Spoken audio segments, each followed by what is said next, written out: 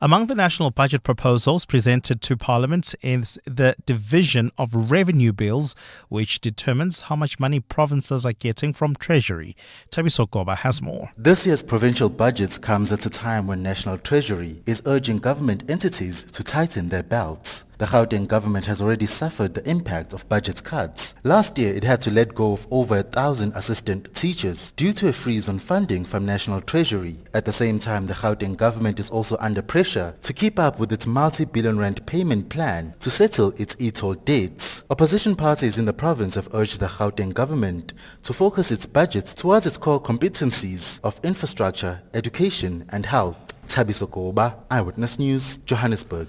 Convicted killer and rapist Thabo Bester has taken his bid to have access to a laptop and to challenge the alleged poor conditions of his imprisonment to the Constitutional Court. Bester has approached the Apex Court for leave to appeal last year's judgment by the Free State High Court. This legal tussle is playing out parallel to his main escape matter, where he's accused of fleeing the Mangaung prison in May 2022. Khomotso Modise has more. Last year, Thabo Bester brought a plea before the Free State High Court detailing that he's kept in solitary confinement at the Kgosimampuru prison and is not afforded the privacy necessary for him to prepare his case. He said he was also only given limited time to consult with his lawyers and he needed a laptop to work on the matter. The Free State High Court dismissed this application, ruling that it should be heard before a civil and not a criminal court. He's now escalated his bid to the Apex Court, seeking leave to appeal this High Court judgment. In his papers, his lawyers detailed that this plea is being taken to the Constitutional Court because it deals with his constitutional rights, those being the right to a fair trial and the right to adequately prepare his defense. Khomotso Modise, Eyewitness News. Transport Minister Barbara Creecy has warned of possible delays at some airports if the air traffic navigation services fails to get its house in order. Safety concerns are again up in the air as the state-owned company looks set to miss a deadline to submit papers to the Civil Aviation Authority for reapproval of flight procedures. These are crucial for efficient airport access in all weather conditions. While Creecy says the ATNS has applied for an extension for the instrument flight procedures, she says there will be implications if the challenges are not addressed. We are working to ensure that we will be able to continue to fly on instruments to the big airports. If we land up with the situation, worst case scenario, it may mean that in bad weather, flights will be delayed to smaller airports.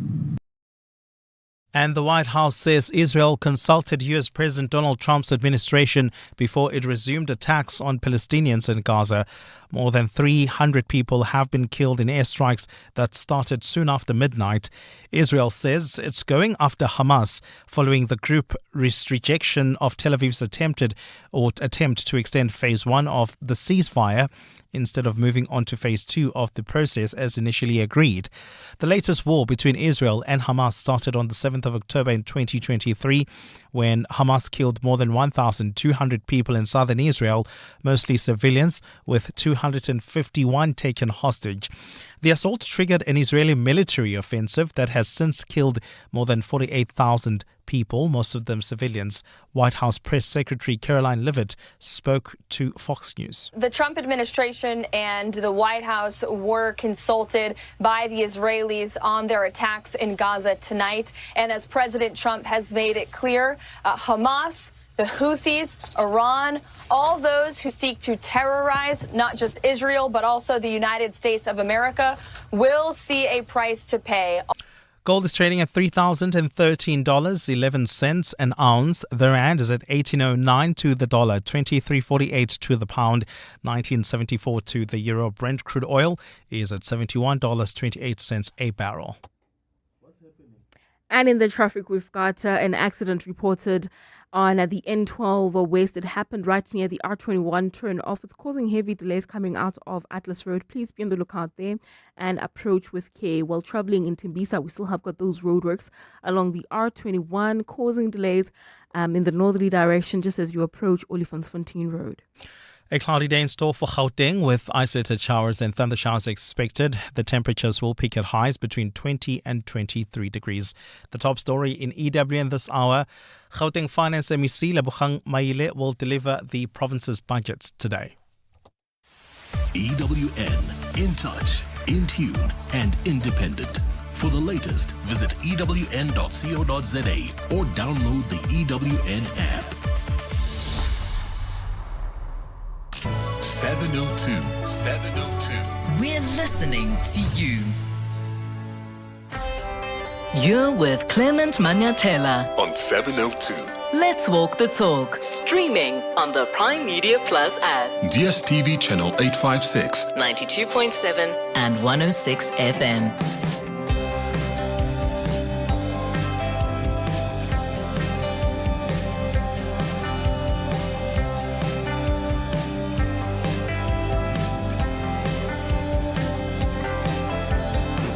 Six minutes after 9 o'clock, Dumelang, welcome to the Tuesday edition of the Clement Manyathela Show. So wonderful to have you with us here on 702. I hope you're well this morning. Absa has a new CEO, well, at least from June. The Deputy CEO of Standard Bank, Kenny Fihla, resigned on Sunday. And I don't know about you, but I was definitely taken by surprise when I saw the news break yesterday, especially because he was given more clout at the bank a few months ago during a leadership shake-up. I actually remember speaking to the Standard Bank Group CEO, Sim Chabalala, on the radio about the decision to reinstate the Deputy Group CEO role, because it wasn't there for about a decade. And they did that, reinstated it, and appointed Kenny Fihla to that position. Mr. Sim, you announced some major leadership changes at Standard Bank recently. You've reinstated the Deputy Group CEO role, I think after a decade, if I'm not mistaken, appointing Kenny Fihla to that position. What necessitated this leadership shake-up? So Kenny and I were out here to see our clients. I just told you that, for example, my next meeting is going to be with a senior executive of ICBC, and then the meeting after that is going to be with a massive, one of the largest agricultural companies in the world. That meeting is going to be with our Chinese partners and that client. Tonight, we'll be having a dinner with ICBC and, again, one of the largest banks in the world, a partner also of ICBC. Senior executives of Standard Bank have to do this to facilitate our work, and therefore to occupy the China-Africa corridor, the corridor between the US and Africa, the corridor between the EU and Africa, and other trading partners with the world, we need capacity to do this. Those changes that you're referring to are calculated to get us to do that work so that we see more of our clients, we see more of our regulators, we drive Africa's growth, and we drive our relationships. And I must say this, that we are very proud at Standard Bank of the seamless and efficient way of managing human resources. And you're referencing just one example of that. So just to remind you, my partner and I, Kenny, we're out here pounding the pavements of Beijing, generating business for Standard Bank. That's what those changes are calculated to do. So those were the changes that Sim Chabalala announced late last year. Now, Kenny Fihla is now leaving Standard Bank. And I saw yesterday Sim Chabalala described it as a heavy blow, this resignation by Kenny Fihla, a heavy blow for Standard Bank. But it's definitely a gain for Absa. What do you think? I just hope that he's going to get the support he needs from the board, because we have witnessed years of leadership turmoil at Absa. We've spoken a lot about this on this show. Remember when Daniel Minele became the first black CEO of Absa? He lasted, how long? Only about 16 or so months after clashes with the board over strategy. Jason Quinn then acted in the role until Ari Rottenberg was appointed to that position in 2022. But he took early retirement last year, less than 2.5 years after officially taking over as head of the bank. You may remember that report in the Sunday Times that Rottenberg allegedly broke down at a meeting of the bank's top 250 senior leaders because some ABSA executives were allegedly telling him that they've lost confidence in him. The bank came out to say that that was malicious and sensational distortion of what actually transpired at the meeting. But there are some people within ABSA that felt that he was being anti-transformation, that felt that there were governance lapses under his leadership. Anyway, I'm just saying there has been concerning instability at ABSA. And I've always wondered, is the problem here the people the bank employs in these leadership positions, or is the problem here the board that wants to interfere, or that doesn't support the executives that get appointed? I don't know. What do you think is at play here at ABSA? I mean, Jason Quinn was ABSA's financial director. He left to become CEO of Nedbank. In 2017, remember Paramani Khadebe, when he resigned from ABSA, the suggestion there was that he was overlooked for the head of corporate and investment banking position. And I remember at the time, some black professionals even staged a walkout. I've already told you about Daniel Minele's case, who parted ways with ABSA back in 2021 and they had a mutual separation, and that was over those differences with the board. And then you've got Sipho Pityana, who was a non-executive director at ABSA and was planned to take over as board chair designate. He was removed from the bank. I don't know if the matter is still in court, but he was challenging that in court. And that's why some people are asking, this move by Kenny Fihla, is it a power move or is it career suicide? Stepping into an institution that has, spent how many CEOs? About 6 CEOs in 6 years? And maybe he is the man that will turn around ABSA.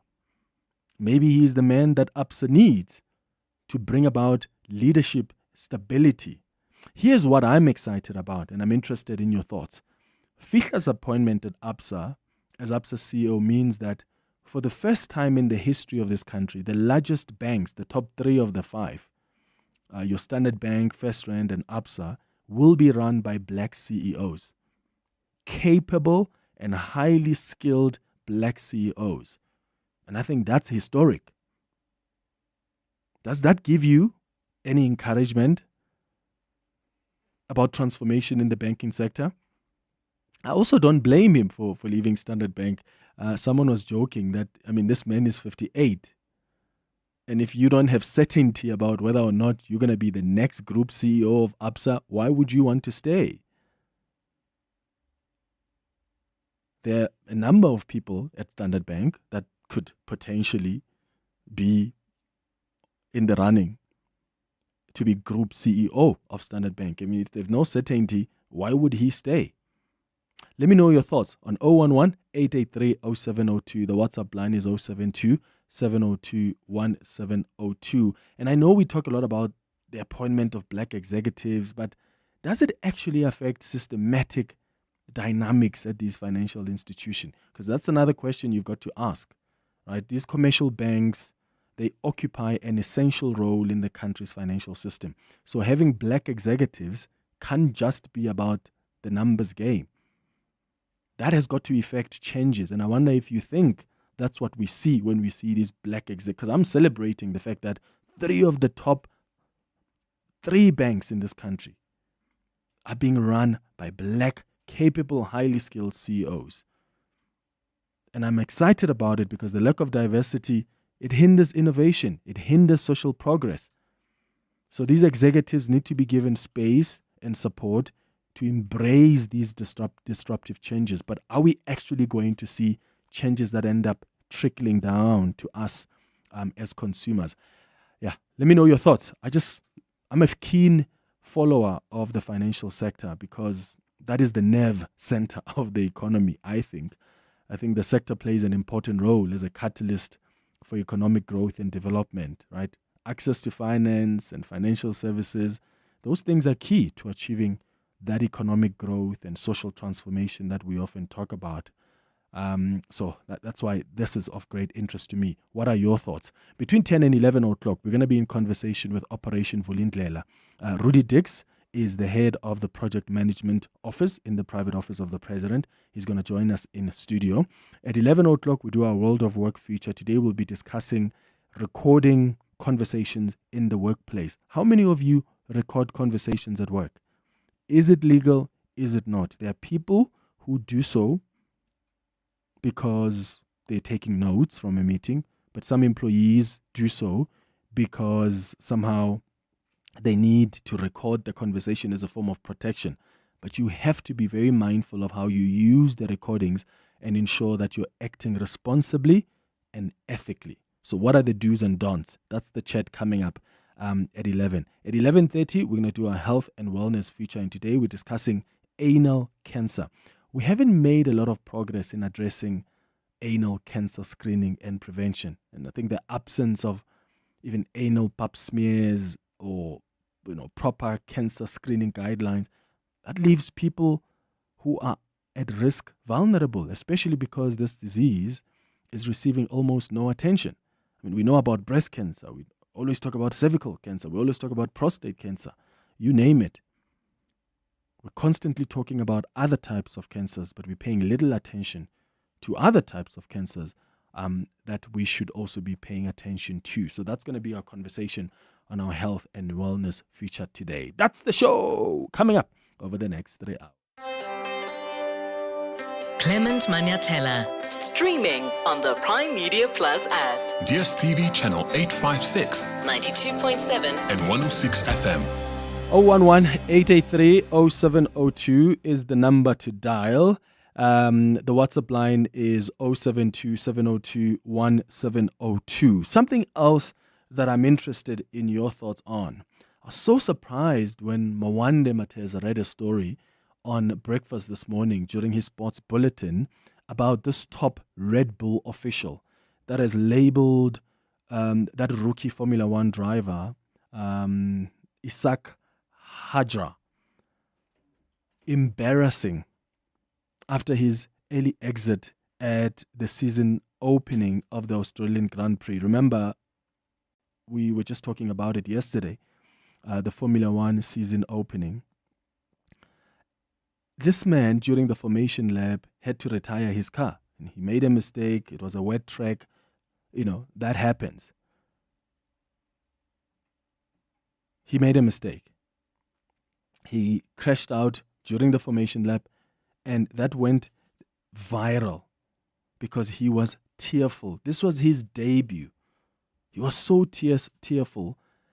And that's a reaction which prompted Lewis Hamilton's father, Anthony, to console him. I mean, that video also went viral where Anthony Hamilton, Lewis Hamilton's father, went and gave him a hug and said, "It's okay.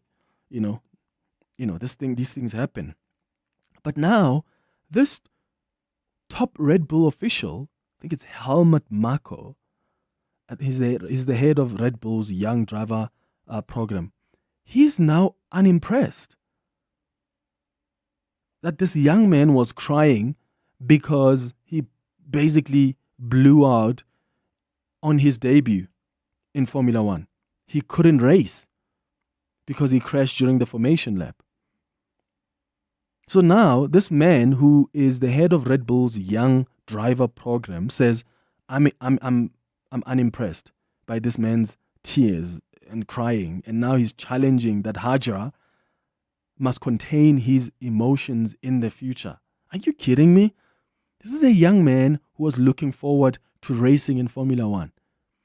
It's a wet track. He's absolutely devastated that he made a mistake. He crashed during the formation lap. That's the first car to retire. Of course, that's going to be devastating. And he was crying, and you say, no, be strong. You control your emotions in the future. That was embarrassing. Which part was embarrassing about that? It's just so shocking to hear that, especially in a country, in a world where sportsmen and women are under such extreme pressure. And a lot of them are even struggling. A lot of them are even struggling with mental health issues because we don't give them that space to be disappointed. We don't give them that space to actually be honest and say, I feel weak. I don't want to compete in this. I think Naomi Osaka was one of the people that came out and said, I'm not okay. And even when she said that, some people said, how dare you? You're a sportswoman. You must perform, be strong. Yeah, sometimes we just lack sympathy. Hey, it's 20 minutes now after 9 o'clock. Africa Milani. Weekday mornings. 4 to 6. A listener on the WhatsApp line saying, "Good morning, Africa. Does this also apply to taxis? Because taxis in Gauteng, Zandspruit to Medelsdrift, while inside you see the road. The taxi is hanging. Commuters are not safe. I imagine it extends to taxis as well, right?" Absolutely. We want to get as many stakeholders as possible together. And we also want to invite the Department of Transport so that they can hear firsthand from the people on the ground and owners of vehicle test centers, also the big fleet operators and the taxi operators. Rudi Heineke is the Senior Project Manager at Outer. Africa Milani. 4 to 6 on 702. You're inside the all-new Jator X70 Plus, and you're feeling what luxury should feel like. Pleasant, isn't it? Every button, every control just seems to be exactly where you'd like it to be, almost as if it was made to fit you and you alone. Take your seat in a Jator X70 Plus and experience the place where comfort meets luxury from only 5,199 per month. Book a test drive at jator.coza. T's and C's apply. Jator. Drive your future. Do not be fooled. Smoking kills. Across the globe, more than 8 million people die of tobacco-related diseases every year.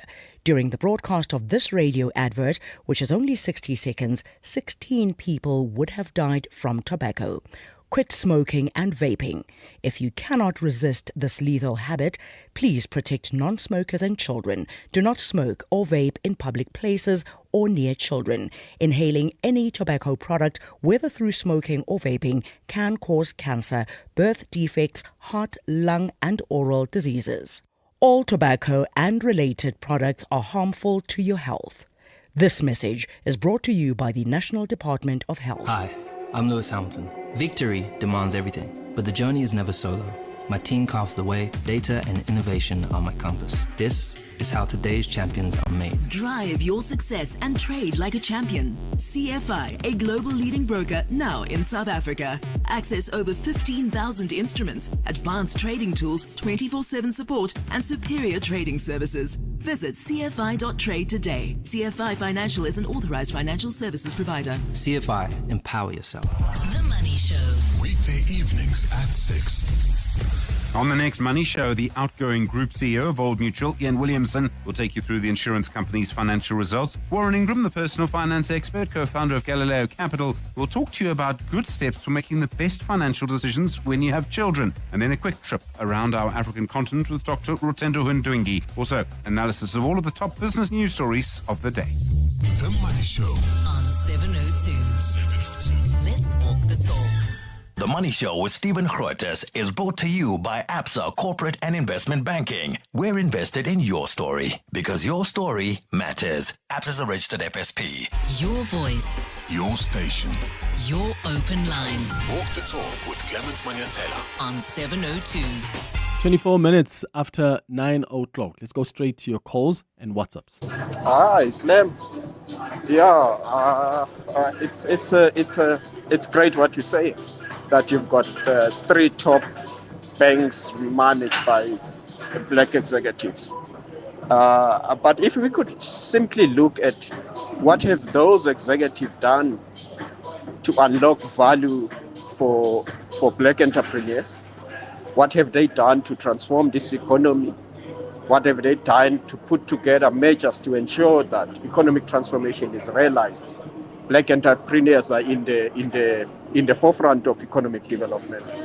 If you could just touch on that, and hope you bring these banks CEOs on the show so that they could justify to us their relevance in economic transformation of this country. They might be creating value for shareholders, but what are they doing in terms of facilitating economic transformation? I would truly appreciate if you could address that. Thank you. Cisco. Yeah, Cisco, we've done that. I've spoken to CEOs of banks. You can go check out the podcasts. I've also had a separate conversation without the bank's executives themselves, where we focus on the transformation of the banking sector. I'll tweet some of the podcasts for you. I'll put it up on Twitter. I'm just asking now that, because it's not enough to just celebrate that, the top 3, some of the top banks, 3 of the 5 top banks are now going to be headed by black CEOs. Because Standard Bank, you've got Sim Chabalala, you've got Mary Vilagazi at First Rand, and now you're going to have Kenny Fihla at ABSA. That's all great and well. But I often ask myself, all these appointments that we celebrate, what impact do we eventually see in as far as transformation is concerned?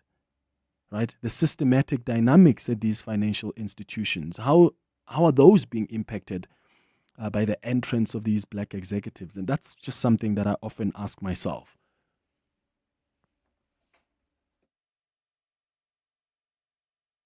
Morning, Clement.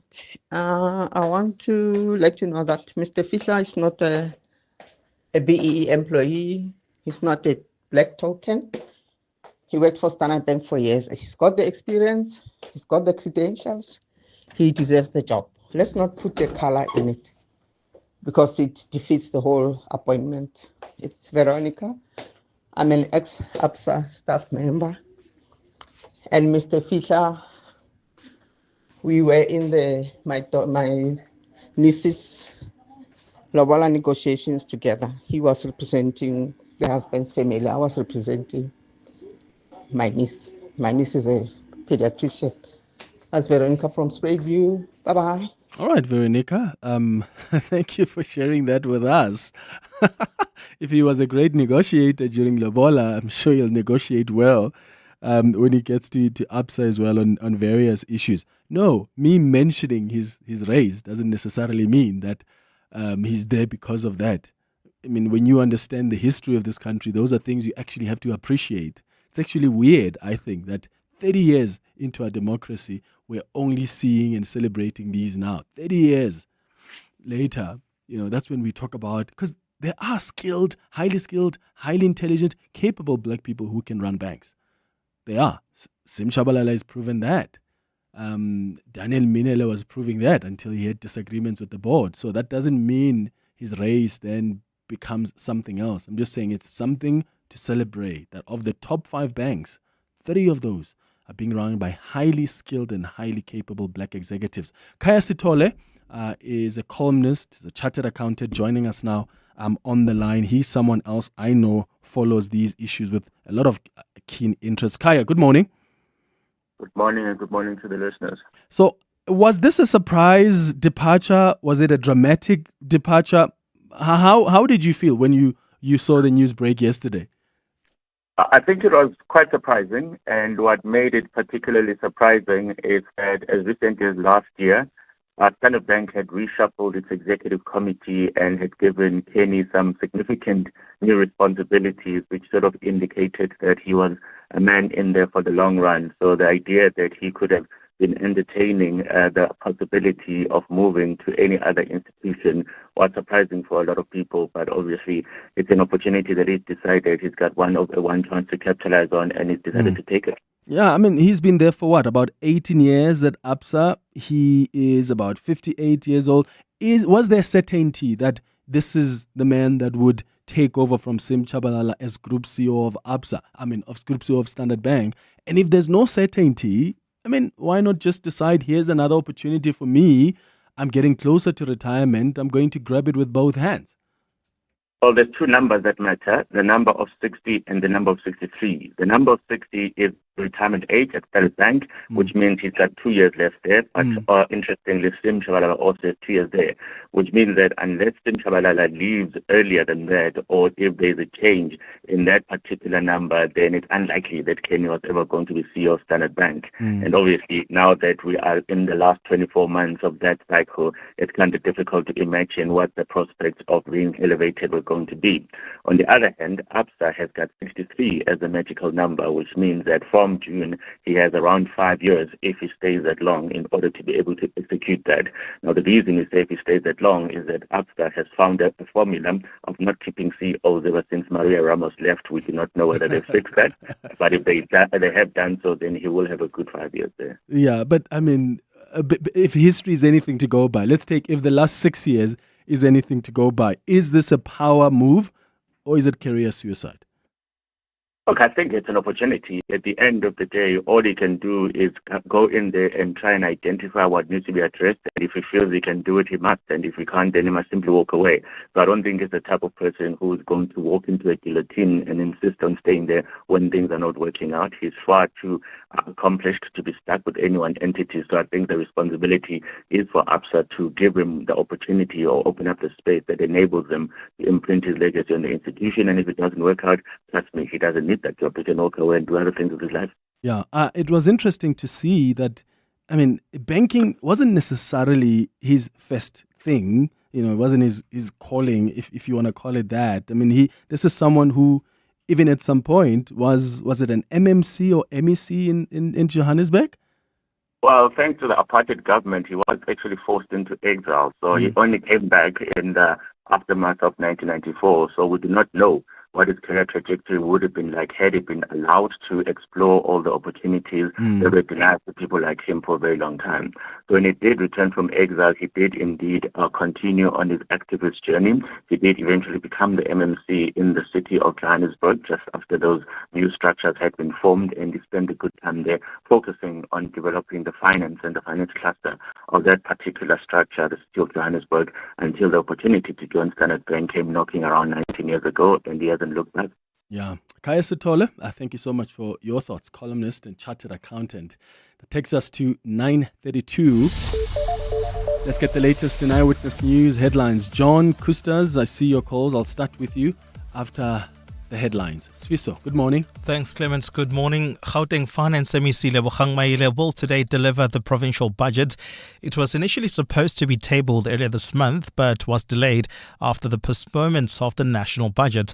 Among the national budget proposals presented to Parliament by the Finance Minister is the division of revenue bills, which determines how much money provinces are getting from Treasury. The ANC says criticism by the High Court in Durban is misplaced after it found that the party should have applied for a review to the Electoral Court in relation to the use of the logo and slogan for its former military wing. The ANC subsequently approached the Supreme Court seeking to stop the Umkhonto weSizwe party from using its trademarks. The former governing party argues that the now one-year-old party infringed on its rights in terms of the Trademarks Act and tried to confuse voters during the elections last year. And the Rwanda-backed M23 group says it won't attend today's peace talks with the Democratic Republic of Congo government in Angola following EU sanctions on some of its top brass.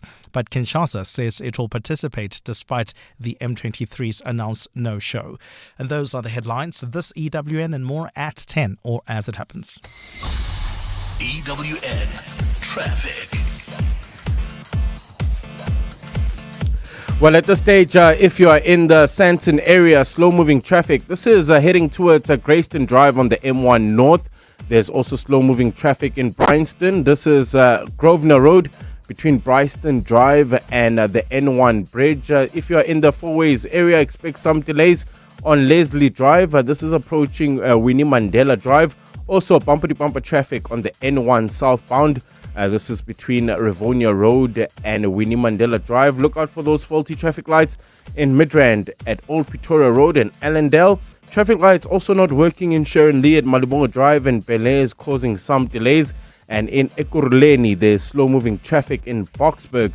N12 westbound between Atlas Road and the R21 Olifantsfontein off-ramp. If you come across any other traffic issues, please SMS us on 31702. We are also on X at EWN Traffic. There's more EWN on air, online, and on the EWN app. Your voice. Your station. Your open line. Walk the talk with Clement Manyathela. On 702. It's 25 minutes before 10 o'clock. Let's continue with your calls on 011-883-0702. The WhatsApp line is 072-702-1702. Before I go to John and Kustas, here's something interesting. I asked Kaya Sitole about Kenny Fihla and, where he started, because he was MMC at some point. And there was an interview that he had done. I just don't remember which one, but he spoke about how when he joined Standard Bank, he didn't know anything about banking. Like Standard Bank took a risk on him. And he said, they gave me a business that was in high care. It was out of ICU, but it's still in high care. They didn't give it to me because I was an expert. In fact, I knew nothing. They gave it to me because I had enough leadership experience and depth in dealing with sick functions and sick businesses. And look at what happened. He flourished. He was a valuable member of Standard Bank for 18 years. And I spoke to you earlier about the leadership changes that were made and how the deputy group CEO position was reinstated after 10 years, and he got appointed into that position. Right? They gave him more responsibilities. And this is someone who says, I knew nothing about banking, which made me ask myself many questions about people who have given me chances when I thought I didn't know much. Because surprisingly, there are things that people see in us that we don't see in ourselves. Right? What is it for you that someone took a risk with you, took a gamble with you, and it's paid out? I'd like you to share your stories with us because that's something I thought of this morning. 011-883-0702. The WhatsApp line is 072-702-1702. Maybe it was the CEO position for you. Maybe it was whatever position that you have occupied, a managerial position. Whatever that is paid out. What is it that your boss or your former boss or your colleague, they took a risk with you? They saw something in you you didn't see in yourself. Because I do remember when I was asked for the first time ever to come and host a radio show, I thought, are you crazy? When my boss asked me. And that's a risk that he took. And I see how it's paid off for me, but also how it's paid off for the business. What is it for you? Please share your stories with us. Let's go to John now, who's calling us from Fourways. John, thank you for your patience in holding. Good morning. Hi, Clement. Sure. Go ahead. I admire your enthusiasm about all the successful black CEOs of major banking. But my personal experience is that that is not necessarily translated into change, in terms of supporting black entrepreneurs, Try yourself, set up a company, and try and get financing from. And my sense also has also been that, in fact, in the contrary and counterintuitively, it's often the white Afrikaners that would often listen to you and try and help you. So for me, fine, it's good on the paper in terms of transformation, but in terms of tangibly uplifting young, talented, African entrepreneur, I mean, it's a fallacy. And worse, in fact, for those that come from the struggle or ANC background, they are worse. So, as I say, I admire your enthusiasm, but I wouldn't waste my time on this. I've had to. In fact, I was told that, look, we can fund you personally, but we can't fund your business project. And I've actually, funded it myself and made it successful. Mm-hmm. So I wouldn't advise anyone, to waste their time. Just work hard and try and build whatever you try to build. Yeah. And don't kid yourself by saying we've got a black CEO or things. It's not just, in most instances, it's even worse.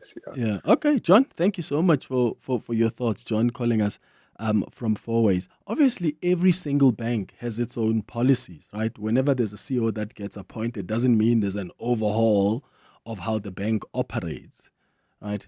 But the very basis of you bringing in a different leader is that they've got a vision. They're supposed to put together a turnaround strategy for the bank, if really that's what the bank needs, a turnaround strategy that must be approved by the board. And that's what gets implemented. And maybe through that implementation, you will see some things being affected by that turnaround strategy.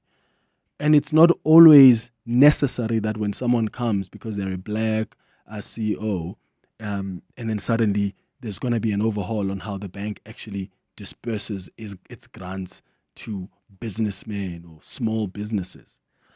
But I think it's a legitimate question we've got to ask. And I don't know. I don't have an answer to this myself. And that's why I'm asking you that I am excited for different reasons. I'm excited that the country is moving forward. It gives me hope when I see the top 3 of the top 5 banks being led by black people who are highly skilled, who are capable. That gives me hope. That gives me encouragement because it is possible. There are CEOs who have demonstrated that. Sim Tshabalala, I'll always go to him. He's demonstrated that. And he will tell you himself that I'm a product of these policies that are trying to redress the injustices of the past. He has said that himself. A brilliant, skilled banker who has been running Standard Bank for how many years now? So on that front, I am hopeful. But I also ask myself, as I get excited about these black executives, what impact is there on the systematic dynamics of these financial institutions? Because that's another question I often ask myself. Because these banks occupy an important role in our financial system. So having black executive can't just make me excited. I've got to look at what has it been able to produce. Like, what has their leadership done to affect the entire financial sector in their little contribution? Kustas, you are calling from Midrand. What are your thoughts? Yes, good morning. Yes, Clement, let me agree with you. We do wish our black executive success. But there's a part, Clement, that we ignore. Guys, these organizations like ABSA have racism built within them. Their executives are more powerful than the CEOs. So we put so much pressure on the black executives to transform. Okay, let's give an example. You can't go to Orania and think you're going to transform Orania. Because in there's highly white people who have been there for 20 years and they've got enormous power. Power to a point that they have the ear of the board. So I'm suggesting when I claim to say that we wish him success, but can he transcend the racism that has been institutionalized within ABSA? They will come in front of his face, they will smile, but they're not smiling, they're grinning, Clement. Behind his back, they're already checking what has he been saying about Caucasians for the last 10 years. Because these guys, Caucasians, believe that this is their space, you are entering their territory. Already, there's a crisis of the previous CEO. He wanted to appoint the Mauritius guy, and then there was an African guy who was doing well. Those are the politics he needs to manage. So black executive comes into this organization under immense pressure. Firstly, you're black. Already they look at you one step lower. 2, which side you're on between these 2, 3. And these are the executives who've been for 20 years. And they don't like you, they go tell the board. And the board is going to react because these guys have been here for 30 years or so. So I'm saying let's be kind on them. Because you cannot transform an institutional regime in 1 year or 2. That is why some of them end up leaving, or they surround themselves with white Caucasians. You know why? Because those Caucasians have power to keep you in that position. So it is extremely difficult. So we wish him well, but let's acknowledge the politics behind it. It's not easy. Clement, I've reported on Caucasians, I've reported on black females, white females. Let me tell you this. White Caucasian males have power. They have the power to just call, we want an increase here. A black person will struggle to give you an increase in the job. But the Caucasian says, okay, I'll make a plan. And he does, and he delivers. Yeah. Wait. What is white Caucasian? Well, Caucasian call everybody. Whatever. Okay, I was a bit confused there. Okay, you mean, okay. All right, Kustas, listen, I hear what you say. I think you're right about the systematic. It's like even when we talk about racism, it's systematic. When it's systematic, it means it's so institutionalized that just getting one person to come in is not going to be sufficient to break down the walls of racism. So I get your point about how the banks normally operate and how there are power dynamics there that need to be managed. I mean, how excited were many of us when Daniel Minele was poached to come and be ABSA CEO. We were so excited. Lasted about 15, 16 months because there are differences with the board. So there's a lot to manage, But then again, I guess that's why they get paid their big bucks. Hey? Let's go to some of your WhatsApps on 072-702-1702. Who took a risk on you? Yeah? Who took a gamble on you? Because I think we can reflect on our lives as well. I've told you about this job. I never dreamed when I was young or whatever that, I'm going to one day host a show on the radio. I was just a journalist, really. That's all I wanted, to run around on the streets. And then there came a point when radio was introduced. I was like, this thing is actually quite interesting. But I never thought that it's something I want to attain soon, until someone took a chance on me and said, hey, I want you to do this tomorrow. I was like, are you kidding me? Who took a chance on you that has paid off? Good morning, Clement and the team. And 72 Landers, you are speaking to Nandi from the East Rand. So currently, my line manager, he's the one that actually took a gamble on me. And I had, studied a course in business analysis for, I think, a good 3 years now, ever since I graduated. And I was knocking on doors, persisting on just being able to get this opportunity, even though I didn't have any experience. But he really, really did a 360 on my life. He saw the potential, he saw the desire and the hunger for me wanting to be a business analyst, even though I didn't have experience. But he was like, look, I'll take you under my wing. And now he absolutely changed my life, my perspective. And every day I'm forever grateful to him as well. Good morning, Clement and the 702 Lenders. The gamble that somebody took on me, I remember I had just finished school and I was looking for my first job, zero experience. It's ironic that we're talking about Standard Bank because they had a position for a receptionist. I walked in, met with HR, and I was told to wait a little bit. And upon waiting a little bit, I got told that no, they believe that I could do better than that particular position that I was coming for an interview for. And I was taken to a completely different division, which was their offshore division. And I was there for 8 years. So you are true and correct in saying sometimes you just need one person who believes in you, regardless of the experience you have, and obviously the effort that you then put in to make a difference. So well done to Standard Bank, and they're just keeping on doing great things. Keep well, Clement. Carol from Robindale. Good morning, Clement. What an interesting show, and I want to thank you for having such a great discussion with Kaya Stoll earlier on.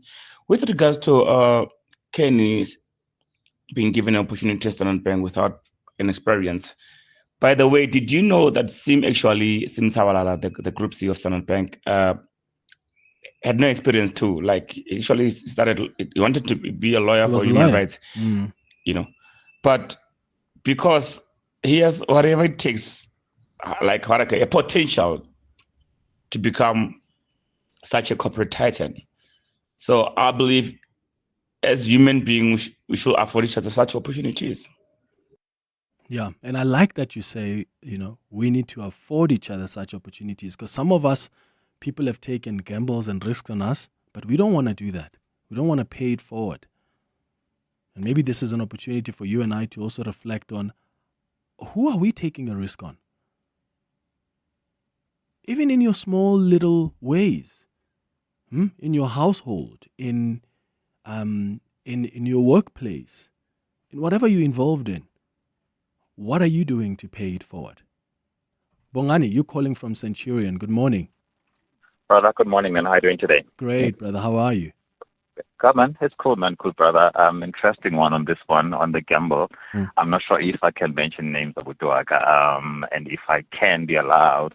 Now it was in radio, actually, years back, years ago. I had been in the UK for like 10 years, and then I came back home, obviously with no South African exposure in terms of media and radio. And there's a lady, because I went to a particular station, a regional station, where I was working, for quite a while. So this lady, her name came out Chaba Mtolo, and then she was Mas Chaba Mushweshwe, And I remember because she was very tough. She loved her show so much. It was doing so well. So one of the producers was leaving. And I happened to obviously put my application through, and then I went through for an interview, man. And this lady literally, in a particular interview, she wasn't convinced that I could do this thing, But she said to me, I think I want to give it a try. It seems like you could do this thing. She gave me a chance, brother.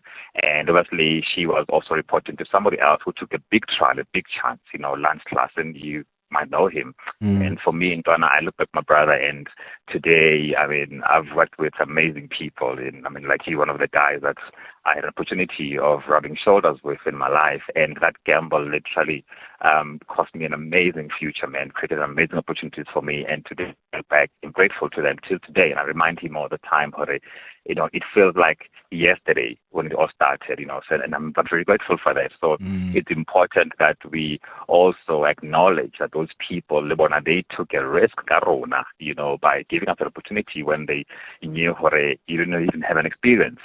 So for me, I think it was quite a big part as well. And thank you for that. Thanks, Clement. That's amazing. Bongani, I do remember you, and you did an amazing job with that show when you joined in. So congratulations to you. Thank you, my brother, man. Yeah, thank you for calling us, Bongani in Centurion. Palani in Pretoria, good morning. Good morning, Clement. How are you? Sadai. Good. How are you? Yeah, good, Clement. Beautiful show, eh? Thank you. Yeah, great show. Yeah, Clement, to respond to that, I want to thank, and I think the person who really took a risk was Vusi Mona. You remember Vusi Mona? Yes. Former CD Press editor. I was first from Pretoria News. You worked at Pretoria News, Palani? Yes, that's where I started. I interned there as well. That's where I really started while I was studying at UP. Yeah, that was the best place to be. It was. Yeah. Yeah. No, it was. Yeah. And then it was like moving from playing for the local team, Pretoria News, and go to the national team now.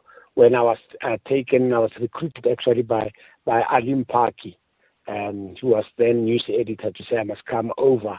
And I came to Joburg, and I just excelled in being a crime reporter.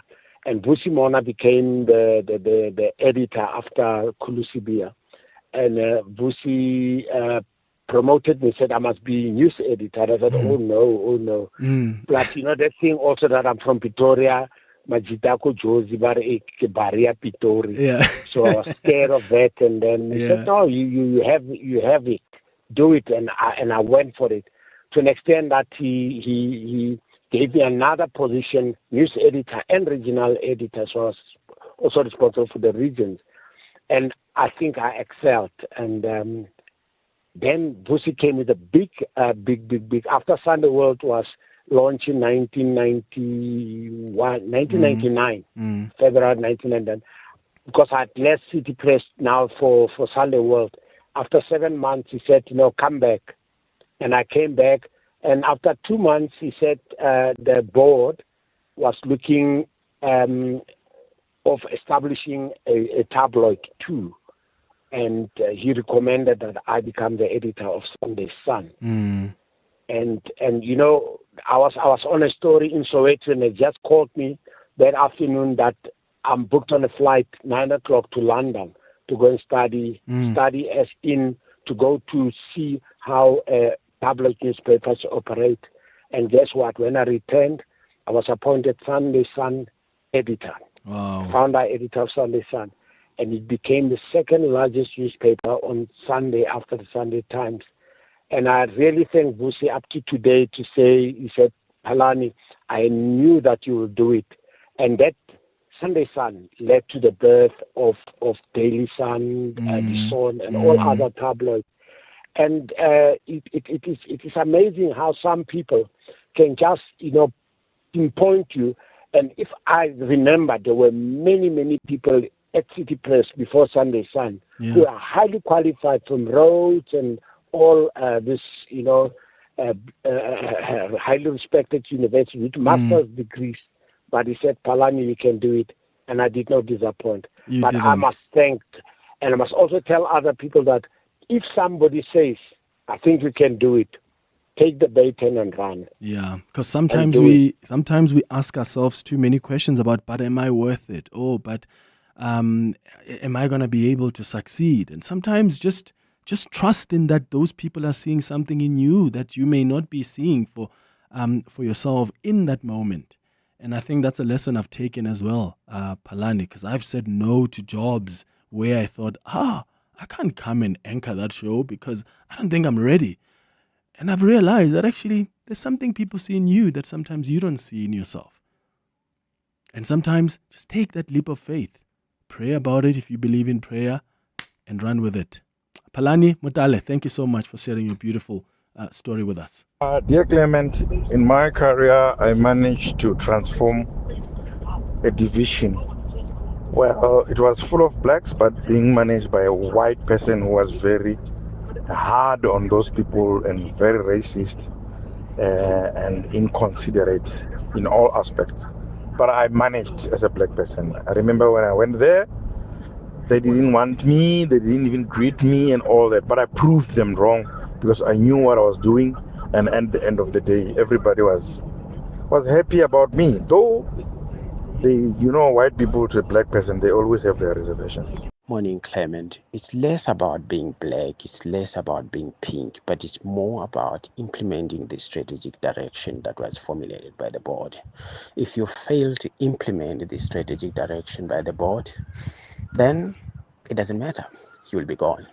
Thanks, David. Yeah, but sometimes it's the board says to you, all right, what's your strategy? You come up with a strategy, but then they don't support you in implementing that strategy. Then what do? We see it many times. I mean, look at Transnet. Let me use Transnet as an example, where there's a strategy that the board and the management have come up with. The shareholder is government. The board management says, we're going to need money to be able to implement this thing. They're like, no, you're on your own. And I'm not suggesting that SOEs need to be continuously bailed out.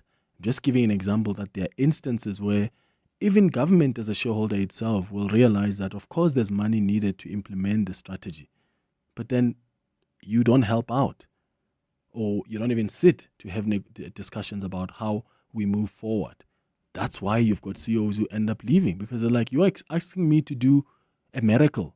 I can't do a miracle. I can't turn around this place without the support. And I really hope that Kenny Fihla will be given the support that he needs as he gets to APSA in June. It's 2 minutes before 10. 702 delivers on the matters that matter to you. And what matters to you matters to us. That's why we want to hear from you. What you love about 702. What you think we can do better. Send a WhatsApp voice note to 072 702 1702. Take the survey on primemediaplus.com or email contact@702.co.za with your ideas and comments. Your input will allow us to deliver more of what matters to you. 702 listens. Let's walk the talk. Go to primemediaplus.com for more. Dear Journal, day 4642 of trying to be an adult. I miss when being a millennial meant I was young, dumb, and broke. Now, it just means I'm old, out of touch, and, you guessed it, still broke. Aggressively realizing your age? Get covered at pineapple.co.za. It's simple and like 19 Rand a day, so it's 100% the insurance for you. Underwritten by Old Mutual Alternative Risk Transfer Insurer Limited, a licensed non-life insurer and authorized FSP. Premiums are risk profile dependent. This is a story of Vodacom's impact. Having the psychosocial support team has benefited us a lot. You're now able to refer to a specialist. We can accredit that to Vodacom. This is why we do it. We've deployed psychosocial professionals specializing in GBV and bullying across 30 schools of excellence and ECD centers, helping over 30,000 learners. That's why we're the #1 CSI contributor for 8 years running. See more at now.vodacom.coza. Further together, Vodacom. To walk the talk is to turn words into meaningful actions. And it's what we at 702 are committed to doing every day. We're also committed to following the rules set out by the Broadcasting Complaints Commission's Code of Conduct. To give you balanced programming, fair comment, and accurate news. But if we stumble along the way and you feel we're not living up to the code, let us know on comment@702.co.za. And if after that you're still not happy, you can direct your complaint in writing to the Broadcasting Complaints Commission, PO Box 412365, Craig Hall 2024. For more, visit bccsa.co.za. 702 took a close look at the 53rd annual Nedbank and Old Mutual Budget Speech Competition. And here are the highlights. My experience has been great, to say the least. An opportunity of this magnitude is what any aspiring economist or economic student aims for.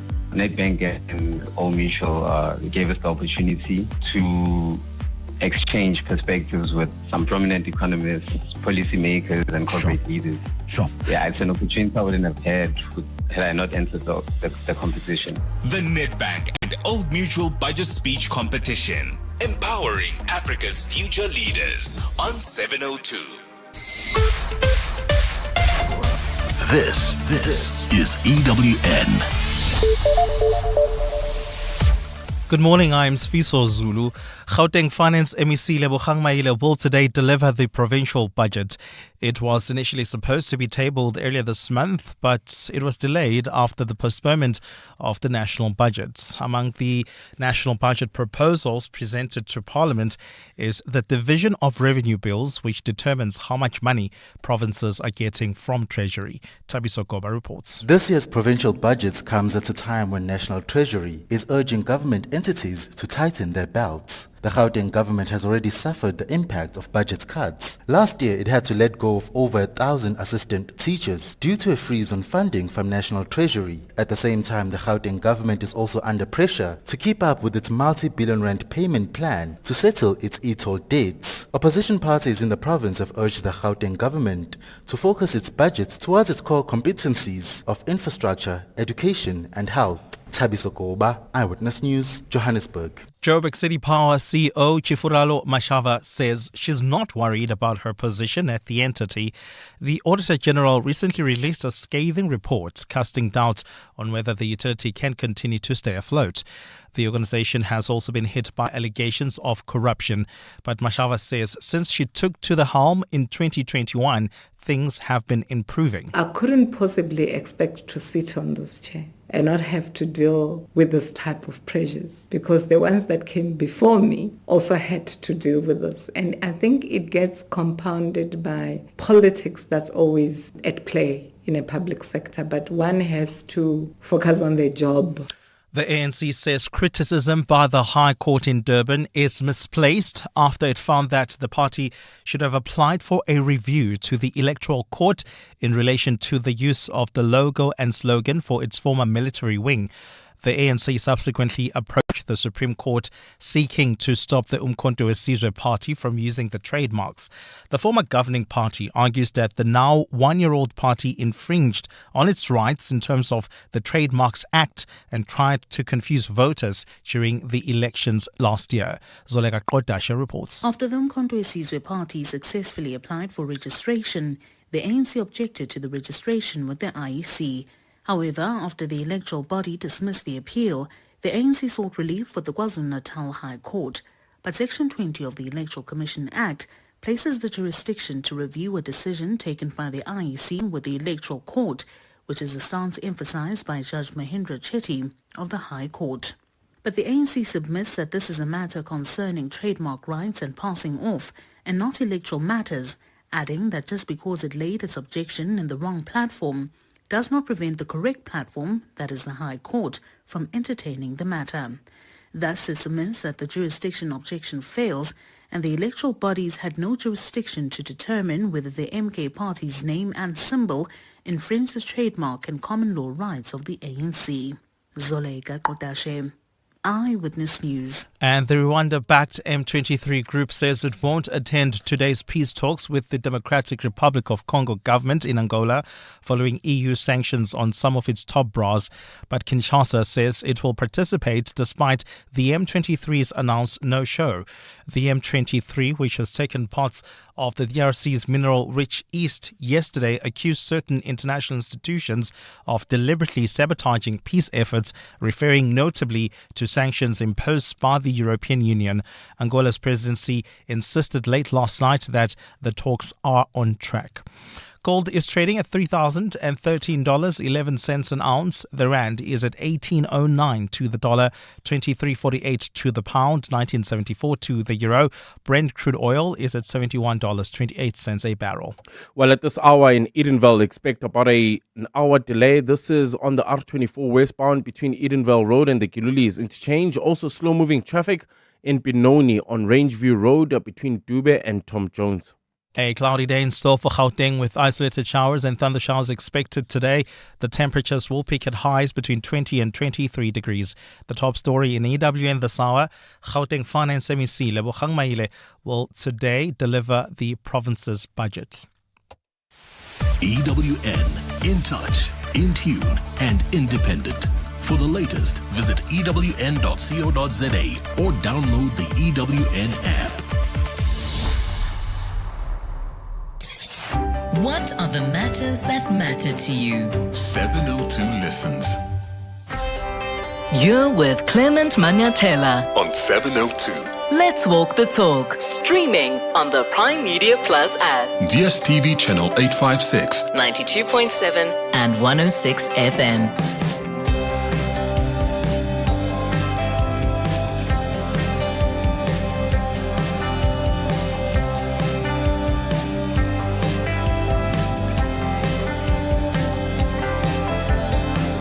7 minutes after 10 o'clock. Dumelang, welcome to the second hour of the Clement Manyathela Show. Thank you for staying with us here on 702. Remember, at 11 o'clock, we're going to have a conversation on our World of Work feature about recording conversations in the workplace. I know some of you do it because you're taking notes. Some of you do it because you want to protect yourself should you be in trouble. But how admissible is a clip when you are making a recording in the workplace, and what are the do's and don'ts? So we'll look at the legalities around that on our World of Work feature at 11 o'clock. But right now, we start our conversation with Operation Vulindlela. You're with Clement Manyathela. 702. Rudi Dicks is the head of the Project Management Office in the Private Office of the President. He joins us in studio. You'll remember that in his State of the Nation address, President Cyril Ramaphosa announced the second phase of Operation Vulindlela will be focusing on reforming the local government system and improving service delivery. The President first announced Operation Vulindlela in 2020, describing the program as a means to fast-track the delivery of economic reforms and support economic recovery. And this is an initiative, really, that was created by the Presidency and National Treasury to boost economic growth and create jobs through targeted reforms. So it's intended to modernize and transform network industries, including electricity, water, transport, digital communications, you name it. So what has it been able to achieve, especially now as we move to phase 2? We'll start by looking at what has been achieved in phase 1. And what are they looking to do for phase 2 as well? You can join this chat if you've got inputs or you've got questions on 011-883-0702 or send a WhatsApp on 072-702-1702. Rudi Dicks, welcome to the show. Thank you so much for making time for us. Morning, Clement. Thanks for inviting me. So I want us to start, of course, with the first phase of Operation Vulindlela. It concentrated a lot on infrastructure, departments to leverage this economic inclusion interventions. What have you been able to achieve? So what were your targets for phase 1 and what have you been able to achieve? Thanks, Clement. Just perhaps to remind, there were 5 areas, and the reason why we focused on 5 areas in particular was we had to prioritize specifically these aspects that could have the quickest impact on economic growth. And economic growth is an important catalyst because what it does, it is about investment and then, of course, employment. And we said we're going to focus on energy and energy security. We're going to focus on logistics and reforming the logistics systems. We said we're going to look at water and bulk water systems. We said we're going to look at telecommunication and particularly the issues relating to a spectrum. And the third aspect was visa reforms. So when we announced, and the president announces as part of, the economic and recovery program as part of the post-COVID response, this was quite an important area of work. But the essence of the reform program was to try and develop an approach where we could, in a sense, Clement, fast track some of the reforms and policy decisions we've taken, like on energy, for example. We talked about, the unbundling of Eskom and creating a separate transmission company and generation and distribution. Or, for instance, allowing private sector to participate in generation capacity. So a lot of these was trying to open up the economic areas and spaces that were really dominated by SOEs. But not, I think it's important to separate that from privatization. It is the policy decisions that we've taken. So let's use energy. Energy white paper was developed in 1998. And it's only in the last 3 to 4 years that we've actually fully implemented partially much of those reforms, and those reforms still continue. Yeah. So in the energy space, for example, in 2022, we changed a particular set of regulations that allowed for private generation and allowed for private generation to only register, and for where they build a generation plant, they could use the transmission network to transport the electrons from one place to another place. So that's fundamental. The space was always dominated by Eskom, and so, for example, Eskom would be the sole offtake of generation capacity, even through the IPP program. In this instance, Eskom would not be the sole off-taker. Private generators would build a generation plant and sell it off to private off-takers like mines, for example, retailers, for example, manufacturing firms, and others. And that's quite important. So a success of this was, one of the key successes was that as soon as we made those changes, we were able to see today, we track about 131 private sector projects, totaling 22,000 megawatts. Now, just comparatively speaking, Eskom, if we give it any day, Eskom produces probably between 30 and 35,000 megawatts every single day. So if you think of that 22,000 as quite a huge amount of megawatts that's been produced by the private sector, not sold to Eskom, to other users, and totaling about 390 billion rand worth of investment. So much of that is coming on stream over the next few years. It started way back in 2023. Last year we saw about 2,800 megawatts. This year we expect slightly more, 2026, 2027. Is that being sold to Eskom or to No, other that's people? not. Those are sold to private off-takers. So let's just say a mine, Clement's coal mine, And for example, let's use some of the examples. No, I don't want to use some of the examples. I don't want to advertise for them, right? But there are certain miners, for example, in the coal space or elsewhere that have, for example, said, I want to build a generation capacity for my own use, but I have mines in different parts of the country. So I'm going to build a 500 megawatt plant out in the Northern Cape, and I want to dispatch the electricity that I produce over there to my 4 or 5 mines throughout the country. Okay. And so that's fundamental. That's never happened before, and it essentially breaks down the single buyer model or the vertically integrated model, where everything goes through Eskom. And that's been a fundamental reform where we've allowed for private sector participation into the generation space. When does the private sector itself start adding some of that electricity on the grid? So is that part of the plan? Because as we talk about decarbonization or the just energy transition at some point, I'm wondering whether the IPPs then end up adding capacity to our grid. Absolutely. That's fundamentally why this is important, because at the end of the day, given the debt moratorium conditions for Eskom, although, part of the intervention around the Energy Action Plan, one of it is to build more megawatts. And the option is for the private sector to do that. So as they get more megawatts onto the grid, it eases the ability for Eskom to run into problems as we have in the last, this year, thrice already. So certainly what you want to see is as quickly as possible those megawatts coming into the grid. Now, remember, technically speaking, they're not bought by Eskom. But if a huge mine that consumes 200 megawatts of power is getting a third or half of their power through other generation source, it means that demand from Eskom reduces, and it allows Eskom to be able to to meet its obligation. So this is an important reform around energy. And of course, as we see that play out and the investments happening, we're quite excited about it. There's lots of private generators that are coming in, lots of investments. Standard Bank, for example, we're talking about, their capital allocations increasing significantly. So RMB the same, Investec and others were certainly putting funding aside, looking at bankable projects that had allowed this. So, and there's no red tape for these companies lots of to red be able tape, to do that. Lots of red tape. We in fact had to sit through and deal with a whole series of different things. Water use license, for example, was the main constraint. Grid access, for example, land use, environmental impact assessments.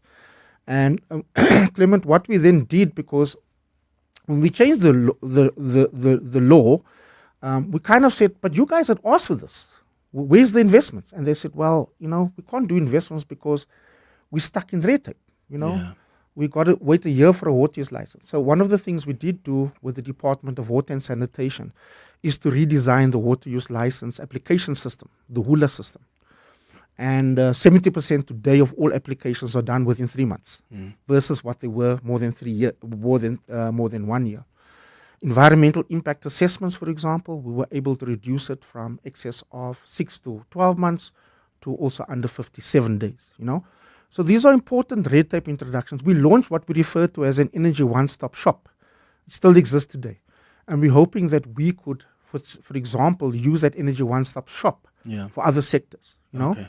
But that was a fundamental reform that was important to deal with red tape and a whole series of things that prevents investment. Is it fair to attribute the successes we have seen at Eskom as far as the reduction of load shedding is concerned to the work that Operation Vulindlela has done?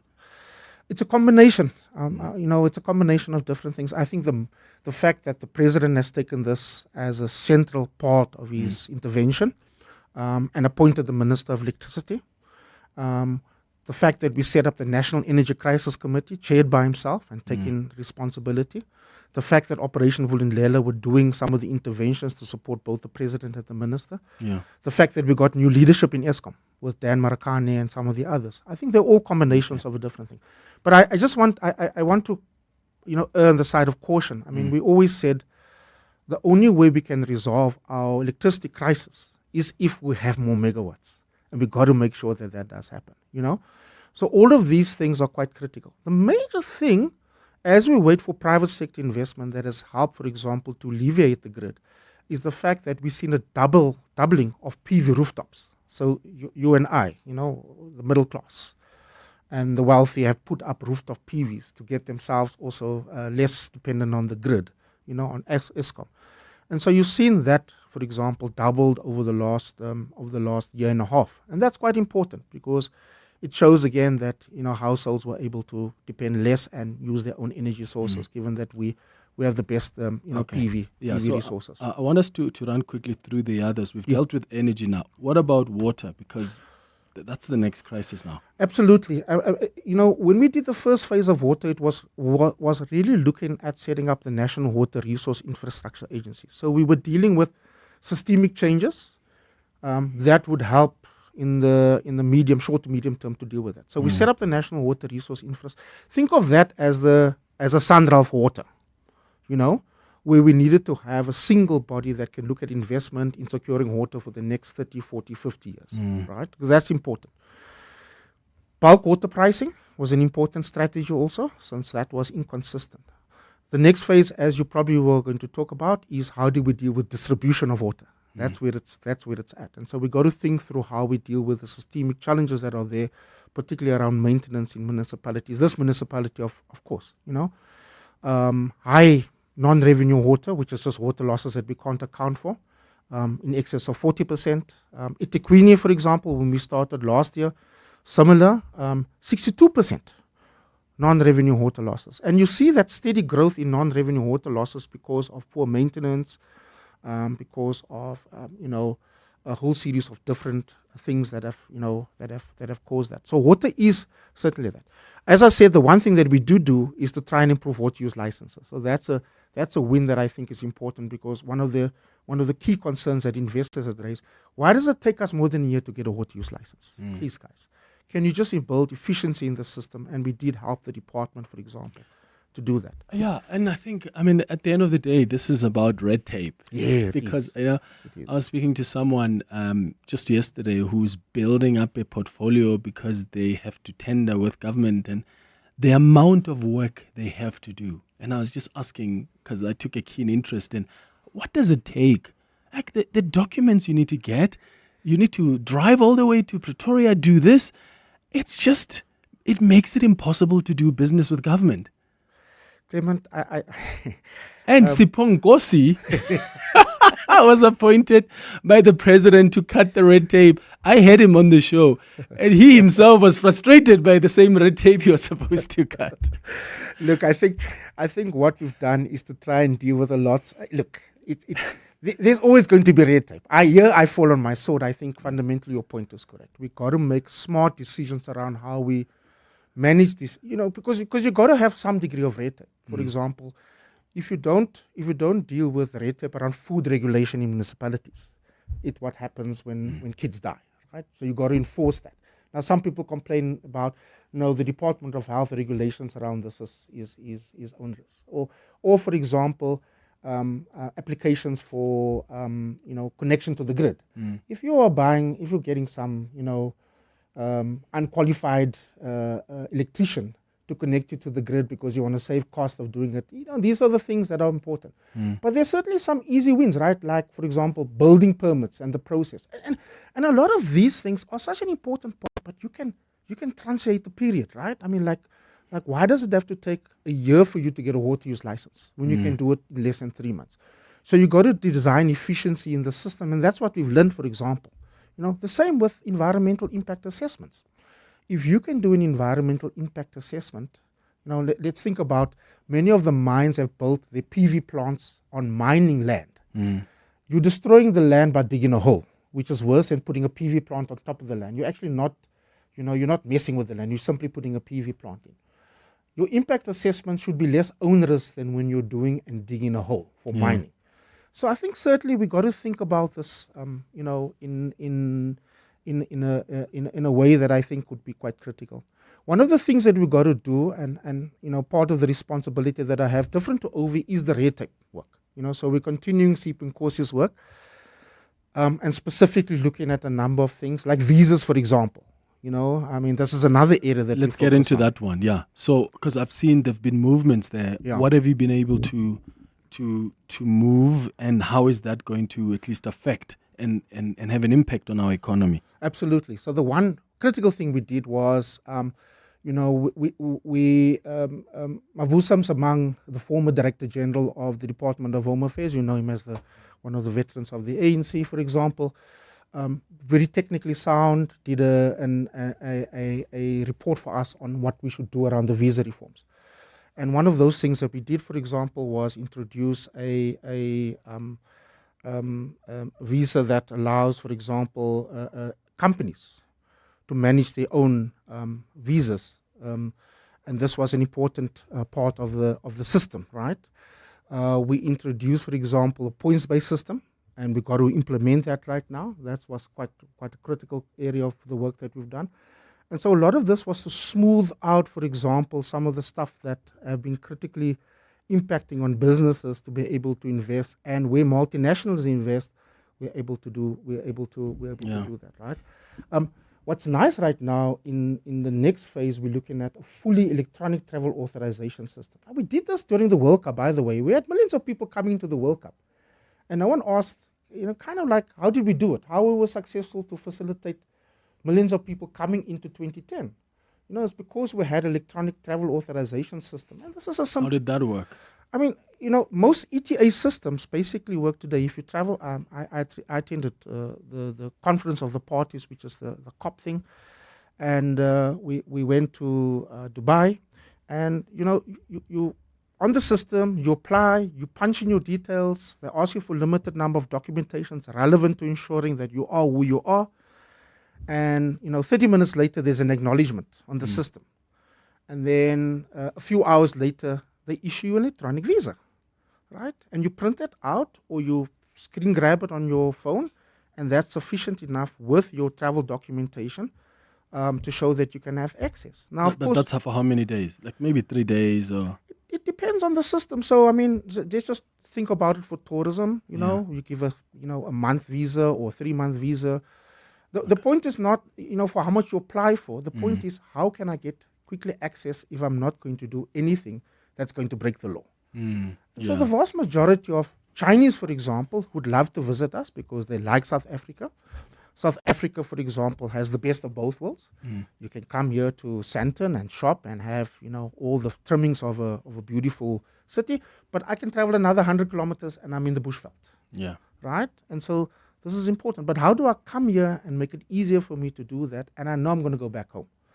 So we've got to think about that. And then, of course, it can't be driven by security decisions, right? So you've got to have the back-end system working fairly well. And there are sophisticated systems globally that, red flag individuals, if Clement traffics, or Rudi traffics, not me use Clement, let's say Rudi. God forbid. Rudi is trafficking, minors and stuff like that. These things are known because you tap into, into the various systems that are there, Yeah, I really don't, I worry about red tape because I don't think there's a solution yet. I think government is such a bureaucratic nightmare. And the president has really tried, I'll give him credit for that, by getting someone in the private sector to assist. But unfortunately, that man was frustrated himself. I see the work you do with Operation Vulindlela, but I really worry that the government is a beast of bureaucracy. And I don't know how we are ever whether it's even possible for us to get to a point where we really make it easy for things to move around. In the next half hour after the headlines, we're going to get into the second phase of Operation Vulindlela. But I want to ask, how do you work with the government departments? Yeah. Because some of the responsibilities you have could be responsibilities that are carried out by the respective government departments. I just think the president thought well by bringing in people who are going to fast track the reforms because, again, our government departments can really be slow and these are things that are needed urgently. How do you work with them? Yeah. I mean, this was an important decision that we've made, right? Because what we're trying to do is, in a sense, is coordinate from the center of government, which is the presidency, right, with National Treasury.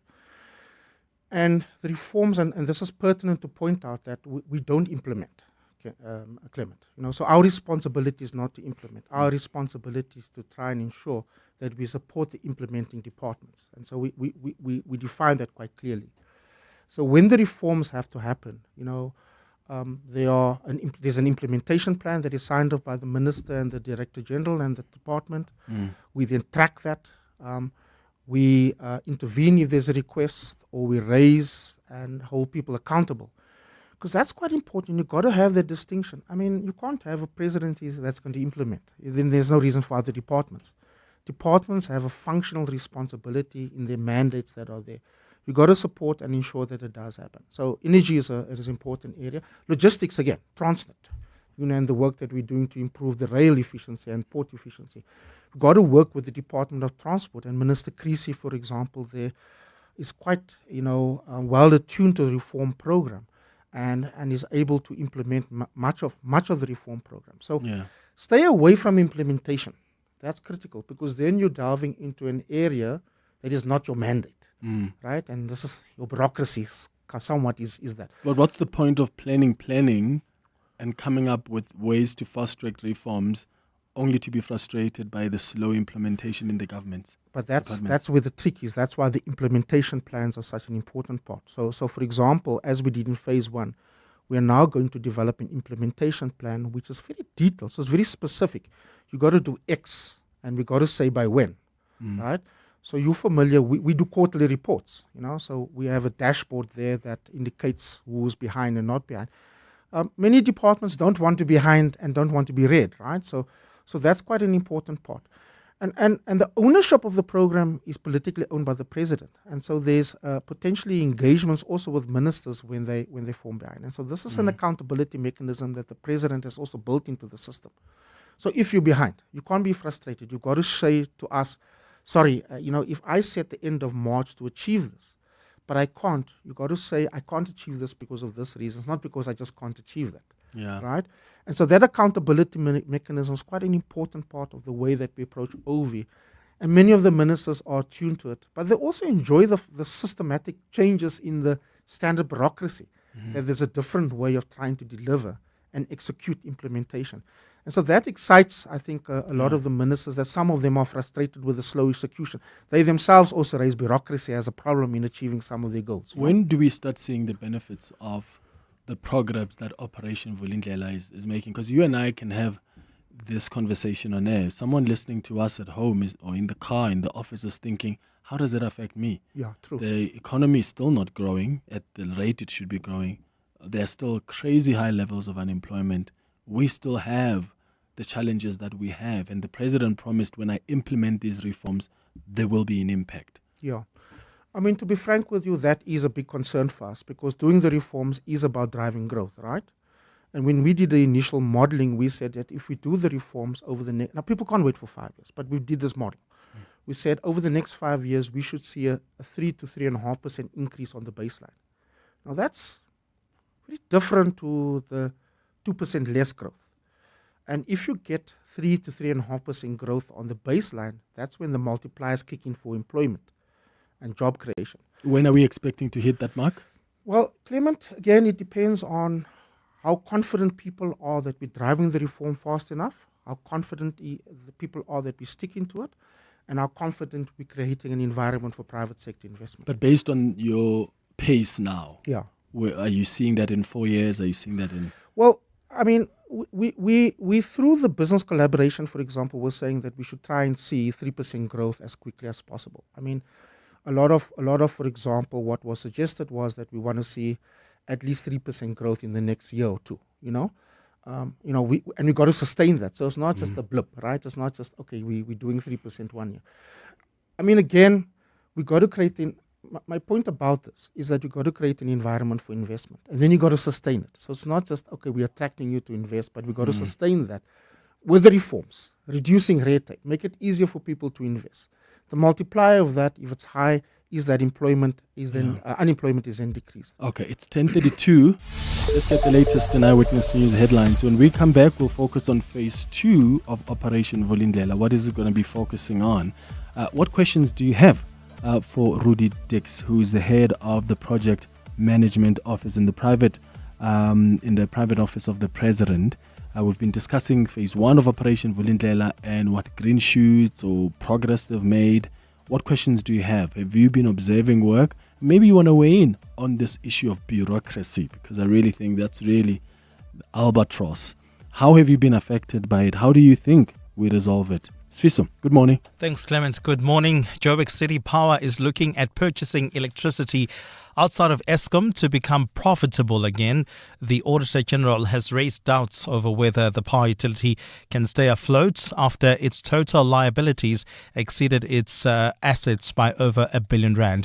City Power CEO Chifuralo Mashava says the entity is selling the electricity to customers at a much lower rate than it purchases it from Eskom.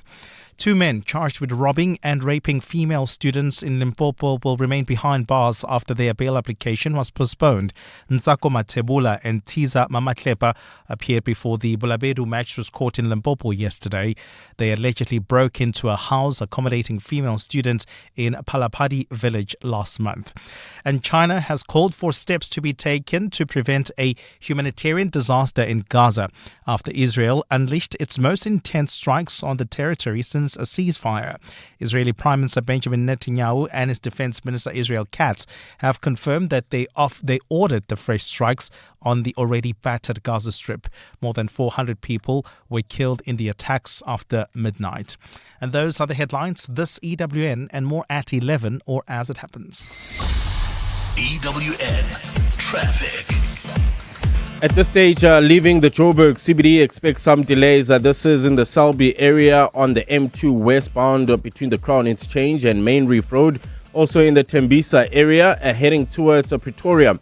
Traffic is a bit sluggish on the R21 northbound between the R25 Pafsfontein off-ramp and Olifantsfontein Road.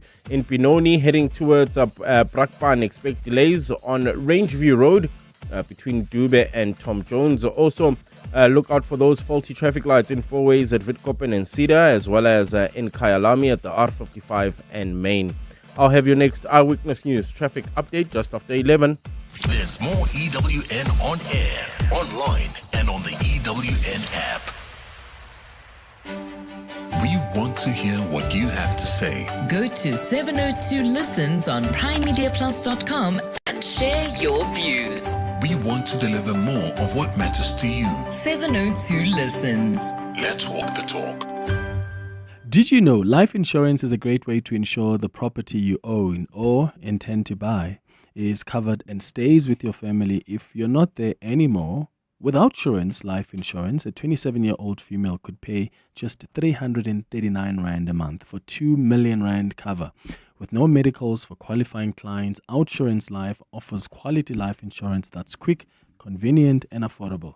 Get Outsurance Life with just one quick call. SMS LIFE to 47578. That's LIFE to 47578. Outsurance Life is a licensed insurance FSP. Limits apply. T's and C's online. Ever notice that the loudest cars are usually the least impressive? Exhaust screaming. Stickers everywhere. Trying way too hard. But the Haval H6, that's the elegant flex. Premium design. Smart tech. And luxury so smooth, people know your family's got it together. And hey, no one needs to know it didn't break the bank. The Haval H6 from 5899 per month. Visit gwm.co.za for T's and C's and to book a test drive. Go with more. Go with GWM. The annual Proudly South African Buy Local Summit and Expo is back, 17th and 18th of March at the Sandton Convention Center. Find out how buying locally made goods can benefit your community and stimulate job creation. Catch 7:02 afternoons with Relebohile Mabocha live from the Buy Local Summit and Expo on Tuesday. That's today, the 18th of March. Don't miss all the live updates, highlights, and more. Brought to you by Proudly South African on 7:02. You're with Clement Manyathela. 7:02. Let's walk the talk. It's 23 minutes now before 11 o'clock in conversation with Rudi Dicks, who is the head of the project management office in the private office of the president. We're talking about Operation Vulindlela and what it's been able to achieve in phase one. Remember when the president came in into office, his first term, he promised these economic reforms, and what Operation Vulindlela, working with the presidency and treasury, is aiming to do is to start really pushing and fast-tracking the implementation of those reform decisions that were taken by the president. We've heard what they've been able to do in phase one.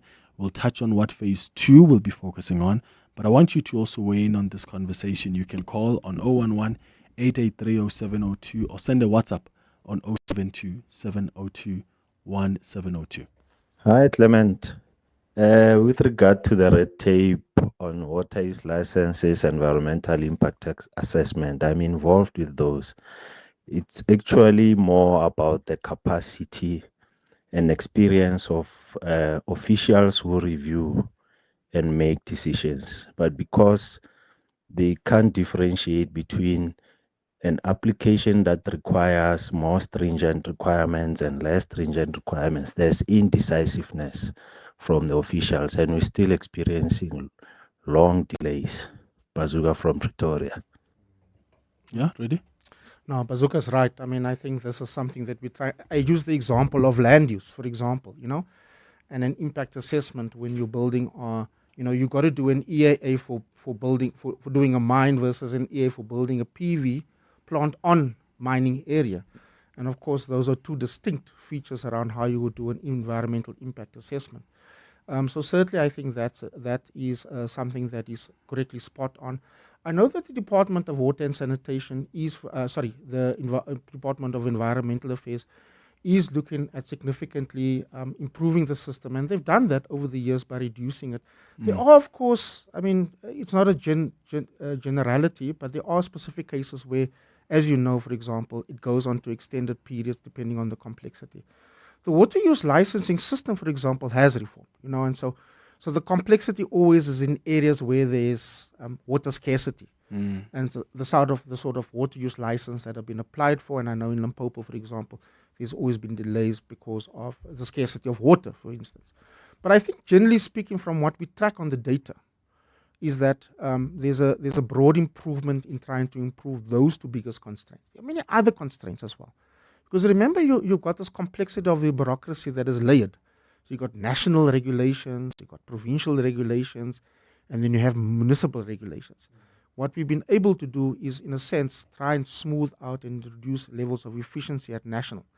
We've got to sit with municipalities and say, what is it that we've got to do to improve it, and work with provinces to be able to do some of the stuff that I think which is logic. But Bazooka's right. I mean, I think that's really about how we can fix and improve rate. All right. Lehlogonolo, you're calling from Pretoria. Good morning. Good morning. I feel pity for Rudi, man. Rudi, my name is Lehlogonolo. I just want to give you a clear indicator of what really is a red tape within government. We have to call it by the name. It's the love for bribery. I've been applying for water use license for the past 6 years. I can tell you we've got operations in Namibia. We are able to access information in Namibia. We are able to access information in Mozambique and also in Chile faster than we can with our DMRE. Simply because people put the red tape in the name of bureaucracy, but we know exactly once you can entangle them with money, then it moves faster. Exactly. Now, these are the things that I think as South African we keep tiptoeing around, and hence you find DGs that runs departments year after year with unqualified or wasteful expenditures without consequences because we keep tiptoeing around real issues. But I want to tell you that in my industry, somebody that is sitting with money in Australia right now has got a choice to invest in Botswana more than in South Africa, as Fraser Alexander International Study did mention. We have got to whip people in line. We cannot continue. Otherwise, we are going to talk like this until 2030 with economy that is stagnating beyond 4%. Great. Lehlogonolo, great contribution there. Thank you for sharing that experience with us. That's a reality, Rudi. It is. And if he has water use license applications that have been waiting for 6 years, please share with him my details so that we try and see what we can do to be able to block it. Okay, let's let's give important. Lehlogonolo. Let's link Lehlogonolo with Rudi. Yeah. And give him Rudi's details so Rudi maybe can try and help out with that water licensing issue. Absolutely. Yeah? But he's again also spot on. I mean, that's why it's important for us to move to electronic based systems, right? So we don't have the manipulation of either regulations or licenses that have to be applied. Water use license, electronic water use licenses is one of the more important systems where you're able to see applications that have been submitted. And similarly now with the mining license, I suspect he's in the mining sector because certainly, we've not been able to get the kind of mining opportunities, particularly because of red tape. And so I think the quicker we move from paper-based to electronic-based systems, it would cut out potential. Why are we areas. still not there? Because that really shocks me. For a country, I mean, the president always talks about the fourth industrial revolution. Things are moving. We're going to be caught behind. I know. How is it that, I mean, you go to a police station, you see how they still store and save their cases. Or you go to hospital and you see how your medical history and how it's kept. We are still obsessed with paper when things are moving digital, and we're going to wake up when it's too late. And that's what contributes to the delays. No, totally. One of the 3 new reforms is digital transformation. And to start off with the most basic, right, is digital identification. You and I, or anyone, or Gogo in the township that has a digital identification and can access services across the government system by not having to open up a file here and open up a file there. And when she goes and draw money for pension, they have the same system, or where she has to go to a public hospital, or whether she has to access services across the system. I think that's fundamental, and that's an exciting part of the new thing. Similarly for digital payments, we pay 25 million people, so we got to think about how we deal with that. Our ability to interface with the private sector around that is going to be phenomenal and will revolutionize it. But it's part of that systemic changes that we're trying to introduce, and one of those is the digital transformation of our society, so that we bring government into a digital age, and that's going to be important for us. So your point is. I hope we'll get there. Well, I'm still alive. I hope in my lifetime we'll see that digital transformation. Okay, there are more calls coming through that I'll get to them in a bit, but please help us understand what the second phase of Operation Vulindlela will be focusing on. The president said there'll be reforms in the local government system, improving service delivery. What exactly is going to be your focus area? Well, absolutely. Don't forget, we have not completed all the reforms in the other 5. So although for telecommunications we've done the reform, it was the auction primarily of the spectrum. And you'll be familiar with that. We sold it and we made a few billion rand, but most importantly, we were able to give it to the private sector. And since that, that's one of the successes. We've seen an average price of a 1.5 gigabyte data package been dropped by 51%. And some of us who have kids who buy airtime, we know the price of airtime has come down. So what we'll continue to do is finish through the reforms for both water, for electricity. Those reforms are still important. We've got to carry them through. For transport, much of those reforms have come through much later in 2023, 2024, so we've got a lot of work still to do there. And then visa, as I said, on the ETA. There are 3 additional reforms that we said we're going to focus on also. Number 1 is local government, and systemically there we're talking about specifically around service delivery in 2 aspects. I mean, we've got to see service delivery improvements across the system, but we thought it's quite important that we don't dissipate, right? So we focus on what can we do around electricity and water, because that is the critical services that we all need, right? And one of the areas there, for example, that we're suggesting, Clement, is ring fencing of those utility functions. So let me explain what that means. So in most municipalities, you don't have it ring fence. It is not a separate structure. Let's use City Power, for instance. So City Power looks like a utility, right? It has a separate corporate structure, but its income and expenditure is not ring-fenced. For example, the money that it derives from selling electricity goes into the council. It doesn't say into City Power, for example. Similarly with Johannesburg Water, right?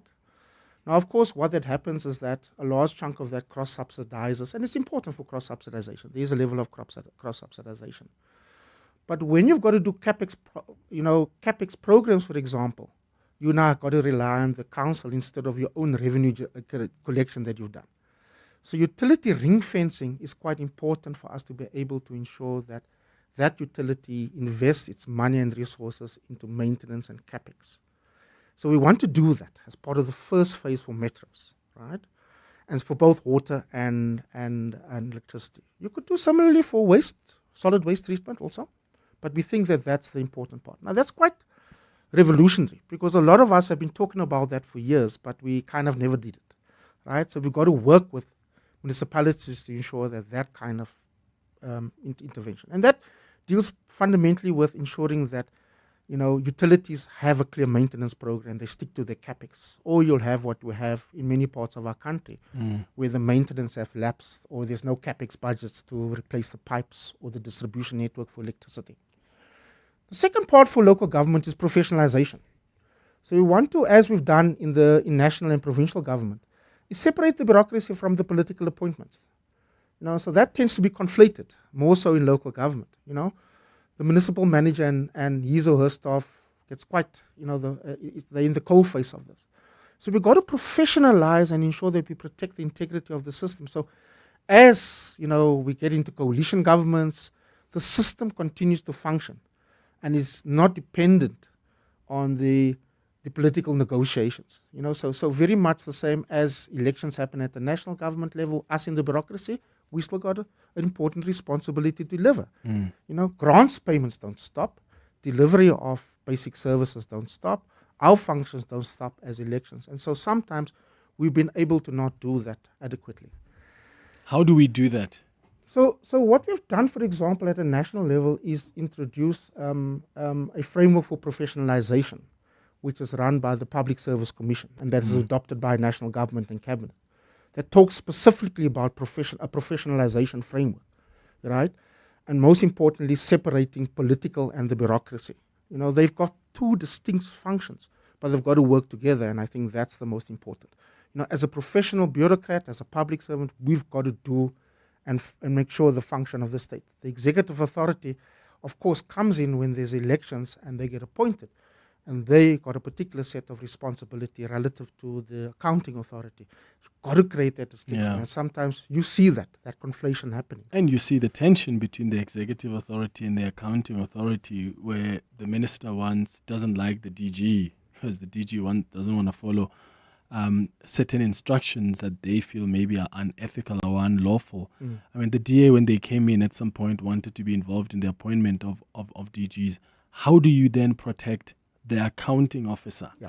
Because for some reason, the political officers, the executive authority, somehow can have an audience with the president. They exercise so much power that sometimes they frustrate the accounting officer, let's say in the case of DGs. And I think the Public Service Commission once recommended that maybe lengthen the contracts of the DGs, for instance. I mean, that proper performance management, proper skills development training for the public service. Most importantly, what came out of the National Development Plan is a professionalization framework that refers to as the head of the public service, which is the DG in the presidency, and the head, which is short as Hopper, is to be able to play that important role that supports public service and public service transformation and development. So you got to have that. Many democracies, I mean, just think about Canada, for example. A lot of our systems is based on the Canadian and the UK. They too have the same system when there's change in, Canada's 200 years of democracy. But some ministers that come in and say, I don't want that DG, for example, And so you can't simply change the DGs, right, in the way that you change political officers. So you've got to find mechanisms where you've got to, as public servants, you're professional. And therefore the political authorities that come in have to accept that, unless of course there's something seriously wrong with the bureaucrats. Yeah, here's a challenge though, Rudi. When you look at municipalities, the politicians field candidates or councillors that don't even have matric to be in council. And council then votes for someone who doesn't or only has matric, who can't even read a financial statement, but they're supposed to be in the finance portfolio, or they're supposed to hold accountable institutions and at least have a basic understanding of economics and finances. So how do you deal with that aspect? Because even tomorrow, you and I can run for office, whether we've got experience or not. I could be mayor. You could be mayor, Rudi. You would be a good mayor. So how do we deal with that? Because for as long as politicians are not forced to get councillors or people in councils in the context of local government who are who at least have a matric or some postgraduate certificate, then our municipalities are going to continue to go down the hole like we see them do. I mean, it's difficult for me to respond to that because political parties have to take responsibility for ensuring that the candidates do have the necessary skills, do have the necessary experience, have the necessary qualifications to engage on their political responsibility when they're elected to council. What we can do, of course, is quite critically is to build capacity and develop councillors to be able to understand complex issues around decisions, for example, around financing or an integrated development plan, or measures of technically how do we improve revenue collection, for example, in the city of Johannesburg as an example. So I mean, until political parties, of course, across the spectrum, improve on how they get the right people into the right positions, I mean, what we can do as officials is really ensure that we simplify and provide the necessary technical skills to councillors to be able to perform their functions. And that should be the responsibility of council and the political parties and the administration at the end of the day. But it's a tough one. I mean, I can't give you an answer for that one. Okay. That's a political party answer. Mm-hmm. I want to quickly, because there are some questions here coming from our listeners. Kennedy says, Clement, please can you ask Rudi, isn't what they're doing a duplication of implementation? Why don't they just copy and paste that DOGE concept from the US? That's being led by President Elon Musk. Clement, you're naughty. I want to generally disassociate myself from the dog process, right? I mean, I think the team there is trying to deal with cutting costs and a whole series of different things. By the way, as you saw, the Minister of Finance made that intervention that we're going to work politically together with Treasury and ourselves on cutting costs and looking at, reprioritization of the budget. This is not about cutting costs. This is about implementing decisions we've taken over many years, decades sometimes. Let me tell you about the spectrum thing. 12 years ago, I used the example of the electricity, 1998. This is about implementing decisions that are growth enhancing. So not about cutting costs in the way that that team in the US is doing. It's more about creating an opportunity for economic growth and creating competition and getting private sector to invest. So it's quite distinct, and I think it's important for us to we're not here to cut and say this program doesn't work. That's a process for National Treasury and ourselves, as announced by the Minister, in his budget speech. Okay. And then just lastly, Judith says, Clement, I don't think that South Africa's visa system and follow-up is strong enough. European countries have strict visa regulations, yet they have millions of tourists visiting their countries annually. SA has more to offer. Many foreigners, especially from the global north, are coming into South Africa on a visitor's visa and working, some of them illegally in the country, crossing land borders to neighboring countries, giving them additional time in South Africa to work illegally. So what is that? Because, I mean, going to Europe is something else when you have to go through the visa process, and yet we still flood their markets. Yeah, I mean, I tend to think if one compares it, a lot. Europe, interesting, is becoming more bureaucratic. There's so much more red tape that they've been introduced, and you get complaints about it all the time. Visa entry is a difficult. Clement, you and I travel, right? We know how difficult it is for some people to get into the UK, the cost of that. But we're not Europe. We are South Africa. We're a developing country. And therefore, for us to attract critical skills, tourism is a significant sector for us. We've got everything over here. We've got to get tourists into our country. We've got to attract the critical skills, because critical skills, what we don't have, right, has a multiplier effect in employing unskilled workers. So we've got to do that. And so we've got to change the provisions to make it easier for us to attract tourists and to attract critical skills. I certainly, there's lots of examples of people breaking the visa regulations, staying on. I don't want to talk about undocumented workers. But the point about the system is to how we use it to attract economically active people that can spur and grow our economy. And tourism is a good example. We're just at the pinnacle of Africa. We've got the best weather. We've got the best of both worlds.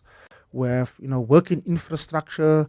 It's fairly significant. Why can't we attract 100,000 Chinese, or 1 million Chinese, for example, to come and visit us. Yeah. Rudi Dicks, always appreciate your time. I'll be bothering you again probably in 6 months to come give us feedback on the work of Operation Vulindlela. Thank you so much for making time for us. Thank you, Clement.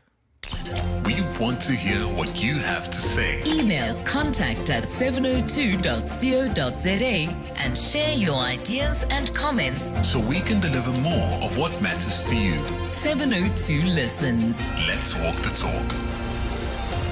Joburg, get ready for some thrilling cricket action. This weekend, DP World Lions ladies takes on the Fidelity Titans at the iconic DP World Wanderer Stadium. Saturday, it's the Hollywood Bats Pro 50, a battle of skill, strategy and endurance. And on Sunday, the action speeds up with the Hollywood Bats Pro 20, big hits, fast runs and non-stop excitement with a live DJ, kiddies entertainment, competitions and free DP World Lions merchandise giveaways.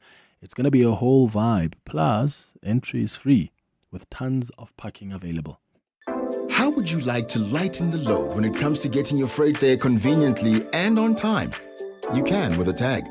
No scrambling around for cash or a card. Less time wasted. Choose the convenient way. To drive smart, download the Sanral app to link your cards and manage top-up payments for your convenience. For more info, visit sunral.co.za. Tags are the way to go. Sunral, an agency of the Department of Transport. 702 took a close look at the 53rd annual Nedbank and Old Mutual Budget Speech Competition. And here are the highlights.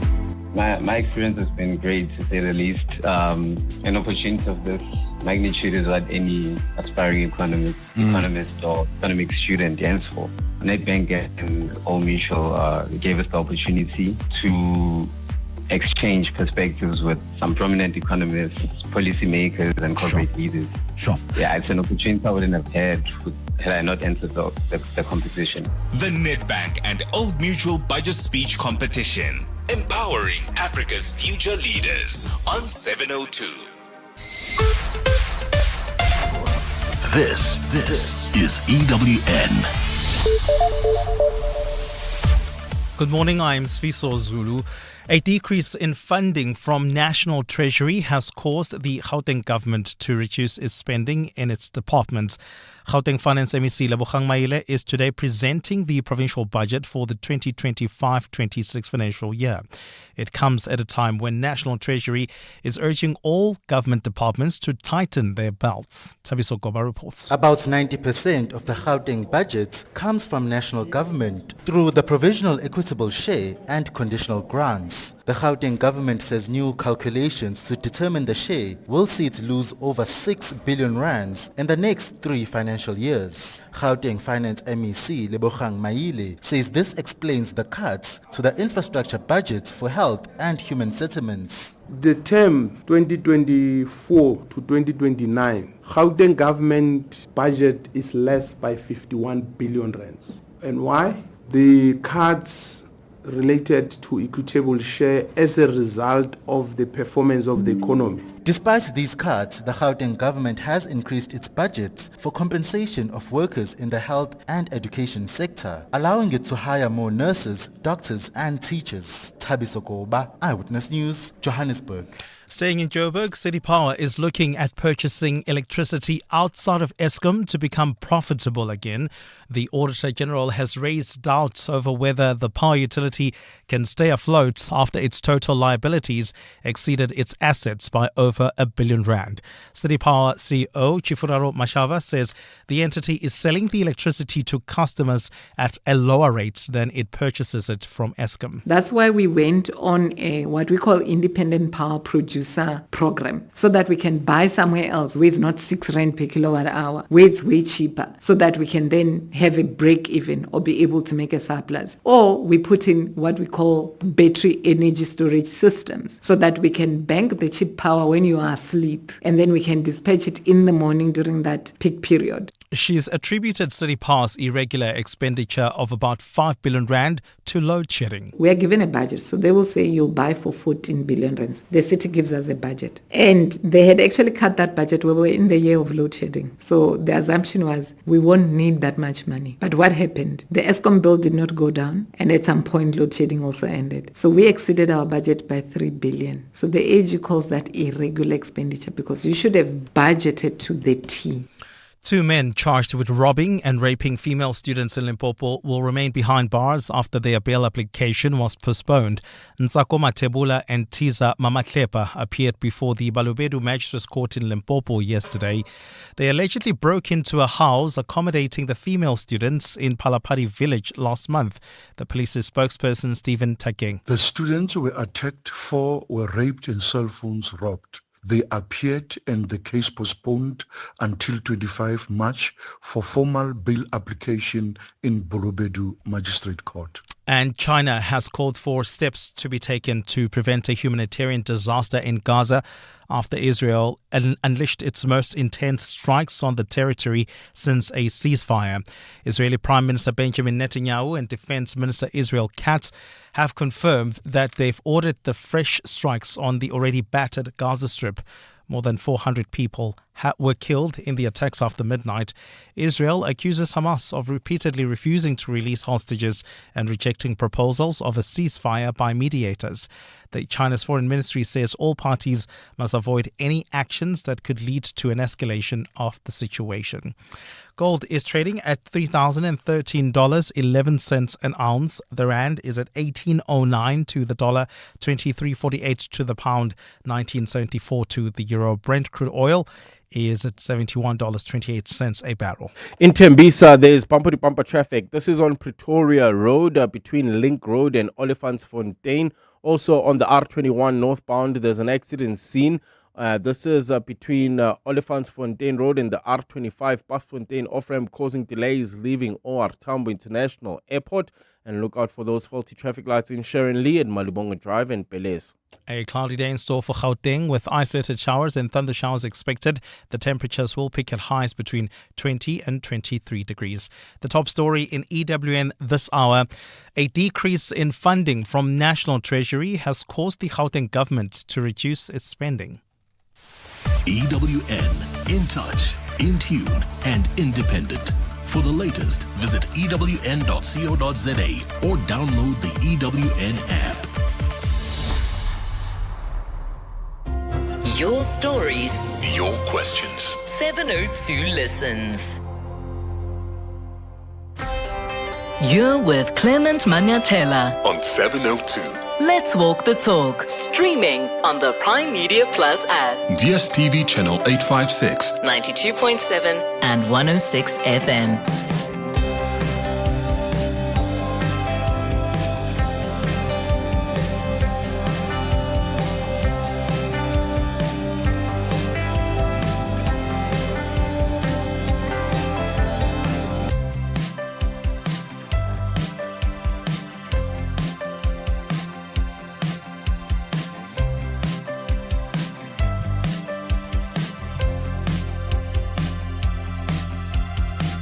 Seven minutes after 11 o'clock. Dumelang, welcome to the third and final hour of the Clement Manyathela Show. Thank you for staying with us here on 702.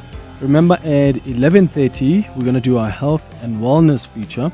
You don't want to miss that conversation where we discuss anal cancer. You don't want to miss it because it's one of those cancers that we don't talk more about, and I don't think we've made enough progress in addressing anal cancer, addressing screening for it and its prevention. Do we have pap smears, for instance? Do we have proper cancer screening guidelines? Because I think not having all of that leaves people who are at risk vulnerable, especially because this disease is receiving almost no to little attention. But right now, we start with our World of Work feature. 702. World of Work. And today we're discussing recording conversations in the workplace. Is it legal or is it not? Are you a type of person that records conversations at work? And why do you do that? There are some people who record, even in meetings, because they're taking notes. There are some people who record conversations at work because they see that as a form of protection, especially when there are like sensitive issues that are being discussed where they're being asked to do certain things that they're uncomfortable about, and you want to register that in the audio that I'm really uncomfortable here. There are some people who do that. But how mindful are you of how you use those recordings? How mindful are you that you ensure you're acting responsibly and ethically in as far as those recordings are concerned, whichever way you use them? So what are the do's and don'ts, and under what circumstances can such recordings be admissible? I'm interested in your experiences here. Do you record meetings in the workplace? Have you had instances where actually a recording has come back to save you in the workplace and you've just thanked your gods because you recorded a conversation and you've now used that to really get out of trouble or to explain your point that wasn't being gotten before? So you can give us a call to share that experience, or maybe if you've got questions on 011-883-0702, or you can send a WhatsApp voice note on 0727021702. Michael Bagraim is a labor lawyer who's going to guide us through this conversation, joining us on the line. Michael, thank you so much for making time for us. Good morning. Good morning. Thank you. Thanks for having me on air. I appreciate it. So is it legal to record these conversations at work? Because some people, as I said, they do it because they want to be able to refer back to the notes if they're attending a meeting, and sometimes they do not notify other people that that thing is being recorded. Some people simply do it because they can see trouble coming and they just want to protect themselves. Well, the simple answer is yes, it is legal as long as you are part of the conversation. It's not legal to go and record someone else's conversation where you're not part of it. So there you're breaching the law. All sorts of privacy laws. But if you are the person involved in the discussion and you want to make a recording of it, well, you can. If you're on the telephone and you're on the other end of the telephone, be it on a mobile or a set line or even on a Zoom call, you're entitled to do it. There's a big difference between the law, what are you entitled to do, and what is the correct thing to do. And that's where the real difference comes in. And in fact, as a labor lawyer, I often tell people who are presented with a problem and it's very difficult to prove the problem. For instance, last week, and no names will be mentioned, but a lady phoned me and said she's being sexually harassed at work. And I said, can you describe the circumstances? But each time the harasser, her boss, was very careful to only do that when they were together alone. So there'd be no proof of that. And I said to her, you know what, go ahead and record. Keep your mobile phone on record and go into the office when you have to take some papers into the office. Go in with that mobile phone on and record it. And she said, isn't it illegal? I said, no, it's not illegal. You can do that. And specifically in these circumstances, you can explain the way the protocol and the decency, because this person is now setting you up for you to try and submit to the sexual harassment by only doing that when you are alone. And that's invariably what happens with sexual harassment. It becomes impossible to prove. And she has now got a recording of this harassment. I've listened to it, and it's clear harassment. So in those circumstances, not only did I recommend that she do it, but now I applaud it that she has done it. Because now I've got direct proof of it. I want to tell you about a case I got involved in pre-cell phone era. I've been practicing labor law for a long time, unfortunately, but pre-cell phone era, I've got a poor handwriting and I'm very slow in writing. That's my nature. I'm very slow. I'm not like a doctor. So when I phoned attorneys to try and settle disputes, on that particular occasion, I'm in Cape Town. I phoned an attorney in Pretoria. We settled the dispute on the telephone. on the basis of simple solution. I recorded that call. I did not tell the attorney, and maybe it was rude of me, maybe it was disingenuous, but it wasn't illegal. I recorded it. Afterwards, that attorney then said, but that's not what we agreed on. And I said, but we did. We landed up in the High Court. In those days, it was called the Supreme Court. And I said to the judge, he asked me how I remembered the words so clearly because it was 2 years later. And I said to the judge, but I've got a recording of that call, and I've now transcribed it. The judge got really angry with me, reported me to the Law Society, as it was called then. Now I had to go and face a disciplinary inquiry at the Law Society for recording a colleague without informing him. The Law Society then gave me a ruling saying, it's not illegal, it's not wrong, we can't fine you, but we think that was disingenuous and you should have actually informed him that you're recording it. But let me tell you what my argument is. You and I might be having a discussion, and I might be writing down in shorthand exactly everything that you tell me. And I say, Clement, this is what you said to me. You won't be angry because I kept notes of this discussion. So how can you be angry if I recorded this discussion that you and I are happening today? Yeah. So what do the specific laws and regulations say that are governing the recording of conversations? Because I've often heard when people even use a recording as evidence, whether it's during a disciplinary hearing, CCMA, or in court, and then the next person will say, but I didn't consent to being recorded. Well, there is no law. There's no law saying that you have to have consent. Where the law comes in is the privacy.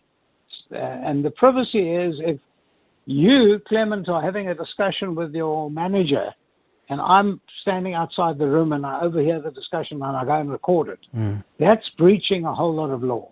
So that's clear. I can't do that. I can't record two other people having a discussion unless I think there's some criminal activity going on or something like that, and then I can try and explain it away. But that evidence, even if it's illegal recording, that evidence still stands in our courts. The courts don't throw it out because it's illegal. In America, they have the concept called fruit from a poison tree. In other words, if you are recording others' conversation that you're not part of, it's poisoned. And therefore, it's fruit from the poison tree, and therefore you can't use it. In South Africa, that doesn't hold. We can still use that recording. And so I'm sending a message out there to every person that's listening today. If you feel that you're part of the discussion or someone's picking on you, someone's doing something wrong to you, or there's a phone call it's your phone call, you feel that you might need that afterwards, go ahead and do it, because you're going to need it to protect yourself. And no one can say it's illegal. Absolutely not. Okay. What about people who will be in a meeting or a board meeting or whatever, managerial meeting with staff, whatever meeting in the workplace, and they are recording that meeting and they have not alerted other people that they're recording that meeting. And maybe for them is they want to go back and refer to the notes. But there are all sorts of things, Michael, that could be said in that meeting. Because if I know that I'm being recorded, of course I'm going to be a lot more cautious about what I say. But when I know that I'm not being recorded, sometimes I can be free. I could make even sometimes, let's say some people make sensitive jokes. But because those are made in a safe space with people who get the context, they are comfortable to do so. So what responsibility then lies with someone who wants to record a meeting? Should they alert the other people that I'm recording this for the purposes of getting the notes, or are they free just to do it without alerting them? Well, yes, there is a whole lot of protocol around this, because first of all, many meetings are held confidentially. And the chairperson, it's imperative that the chairperson or someone who's leading that meeting to say what is in this room is confidential and won't leave this room. At that point, then it becomes illegal for you to do that. Not criminally illegal, but illegal in terms of, let's call it the workspace. So you go into a management meeting, your managing director says, we're going to have a meeting, we want to keep it confidential, it's discussing a possible deal that we're about, it might affect our share price or whatever it is, and we must keep it extremely confidential. At that point, you're going to break the trust of your colleagues because you haven't told them that you're recording the meeting, and that will lead to your dismissal, and it will be a fair dismissal. For instance, I belong to a caucus, and in that caucus, every single time the caucus chairperson says, this meeting is absolutely confidential and nothing will be repeated outside of this caucus. At that point, and by recording it, that point it becomes me breaching their trust because I might use that recording for nefarious purposes. If, as you say, I'm only using it for my own notes, I need to know what I've got to do next Tuesday, I need to know what I'm doing on Wednesday evening, and that sort of thing is for my own personal use, maybe, but that's pushing it a bit because they've specifically said nothing must leave this room. The same thing that you hear all the time from employers is that the cornerstone of the employment relationship is one of trust, which goes beyond recording. The relationship of trust can be broken if you're actually recording someone who is asking you to do something, then that relationship of trust is broken. But if my manager comes to me and says, Michael, I need you to do the following, and I know what he's asking me to do is illegal, and I'm recording him. Well, I don't care if there's a breach of trust. I've got to protect myself because he's now asking me to do something illegal. And if he's asking me to do something illegal and I'm saying no, and then I get dismissed for it, I need that proof afterwards to show this is not a breach of trust. This is now protection, and it's vital protection for myself. So there's a difficulty between what is criminal and what is decent, because it is decent. Now, after I had that experience many years ago with recording an attorney, and I had so much trouble for myself, and I faced a lot of trouble. Now what I do when I record people, I always tell them that I'm recording you, I hope you don't mind. And at that point, they don't mind. And then they do it. Afterwards, they might be unhappy I did it, but that's at least I'm telling them up front. But you know, when you go on a Zoom meeting, we all do Zoom today. It's the most exciting thing on earth. But whenever the chair of that, the controller of that Zoom meeting presses record, a big barcode comes underneath that says this meeting is being recorded. I'm sure you've seen it a million times. And you then press on that to say yes. And you've now acknowledged that you know that it's being recorded, but at least they're telling you up front that the Zoom meeting is being recorded. Yeah, sure. Okay, let's hear from our listeners on 011-883-0702. The WhatsApp line is 0727021702. We're talking about recording conversations or even meetings in the workplace. Do you record conversations? Do you record meetings when you feel that not the judge, but your employer, your CEO, your manager, maybe they are making sexual advances on you that makes you uncomfortable and you've called it out, they're not stopping? Have you tried to use it? Has it worked in your favor? When you record meetings, do you actually let everybody know that, okay, guys, I'm recording this meeting so people are aware? Yelang, you're calling us from Ferndale. What are your thoughts? Good morning. Good morning, Clement. What an interesting conversation, because I had the most unbelievable experience with a client whereby I had no idea that this individual was recording me, a telephonic conversation in which this individual said all manner of things. But for some reason, I felt the urge to record them. I didn't even know why I was recording them, as it was the first time I ever did something like that. Fast forward to when this individual became very problematic in the organization. They edited a part of the conversation that we had trying to get me in trouble. Thankfully, I had recorded the whole conversation in its entirety, and then that conversation was able to be played to the powers that be, and I am glad to say not only did it exonerate me, but it also played a really big part in this individual having to be terminated from the organization.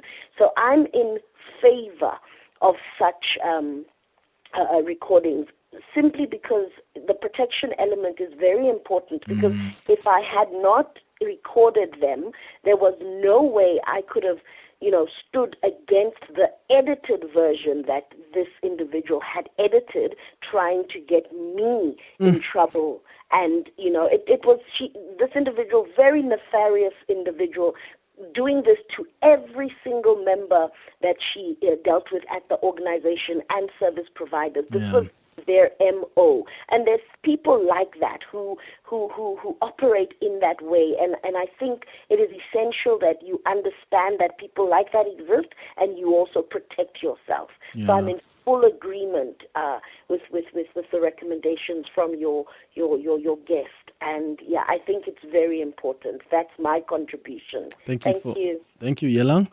In Fendale. Sure, yeah, you must think your instinct there to record, because that came in very handy for you and protected you from the nefarious tactics of the other guy who just wanted to edit out that recording so that it suits their narrative. Hi, Clement. How are you? Yes, it's Isaac here. Yes, Clement. Me, I do record meetings at work, meetings when we are at the organizations, because I'm a little bit slow on writing.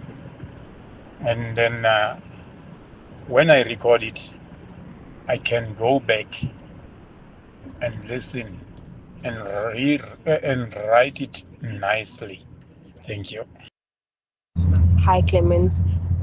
Can you please ask your guests about recordings on the work phone? So, for instance, if you have to, I'm not privy to the conversation, or I'm not part of the conversation, but it is a work phone, and there's the calls get recorded automatically, and that's mainly like when you're dealing with clients, and through that we were able to figure out that one of the employees was stealing from the company because they were using the work phone to interact with a girlfriend or whatever, and they were discussing some of that information, and it became clear that he now had a personal relationship with the client. Are you allowed to record on a work phone even if you are not part of the conversation? And as the employer, that phone is under my name or under the company name? Great question there, Michael.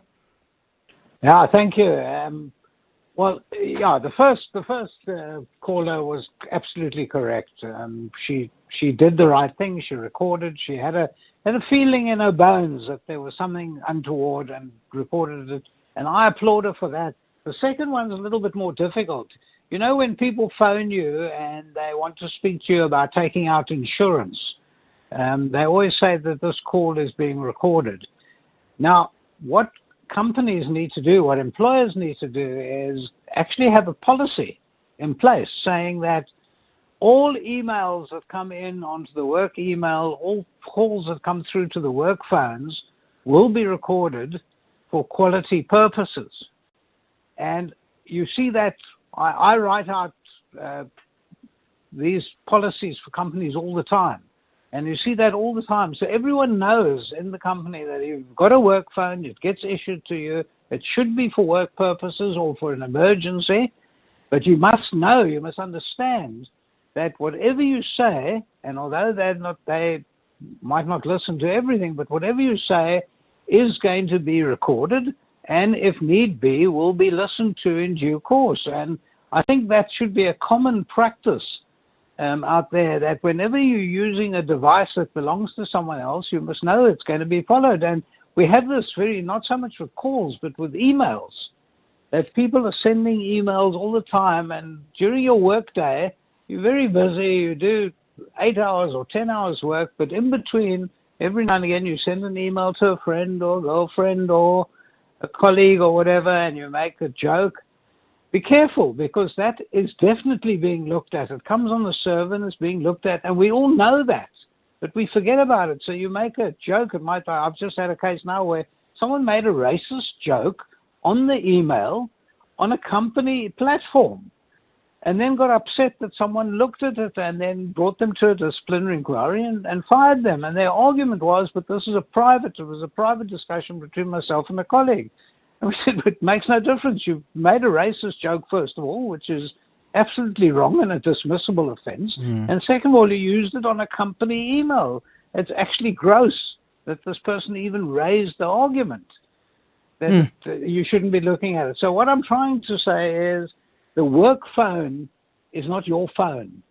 And the work phone is invariably going to be mostly for quality purposes and mostly for protecting the company, because I don't know what one of the employees might say to a future customer, saying, no, don't use them. Go to the people down the road. They're a lot cheaper. Now, that the companies are going to record those things, and you must know it. And I think all companies need to put it in their policies.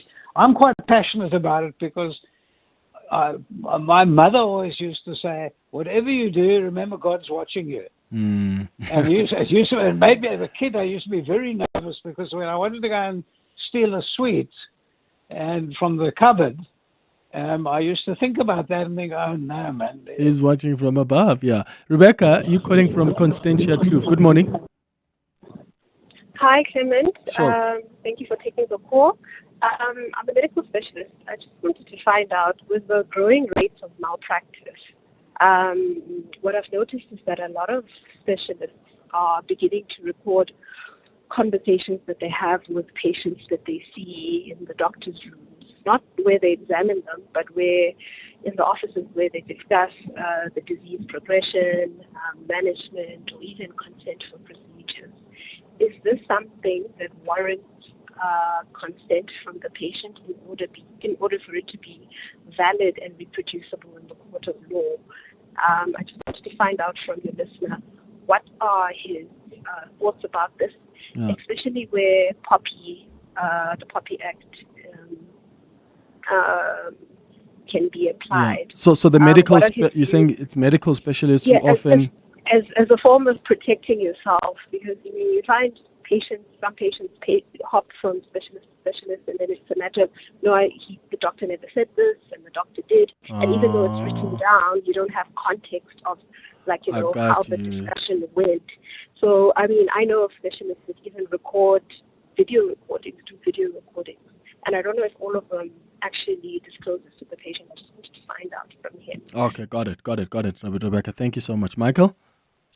Yeah, obviously the decent thing to do is to share that with your patients, to say that I am recording these conversations for my own records.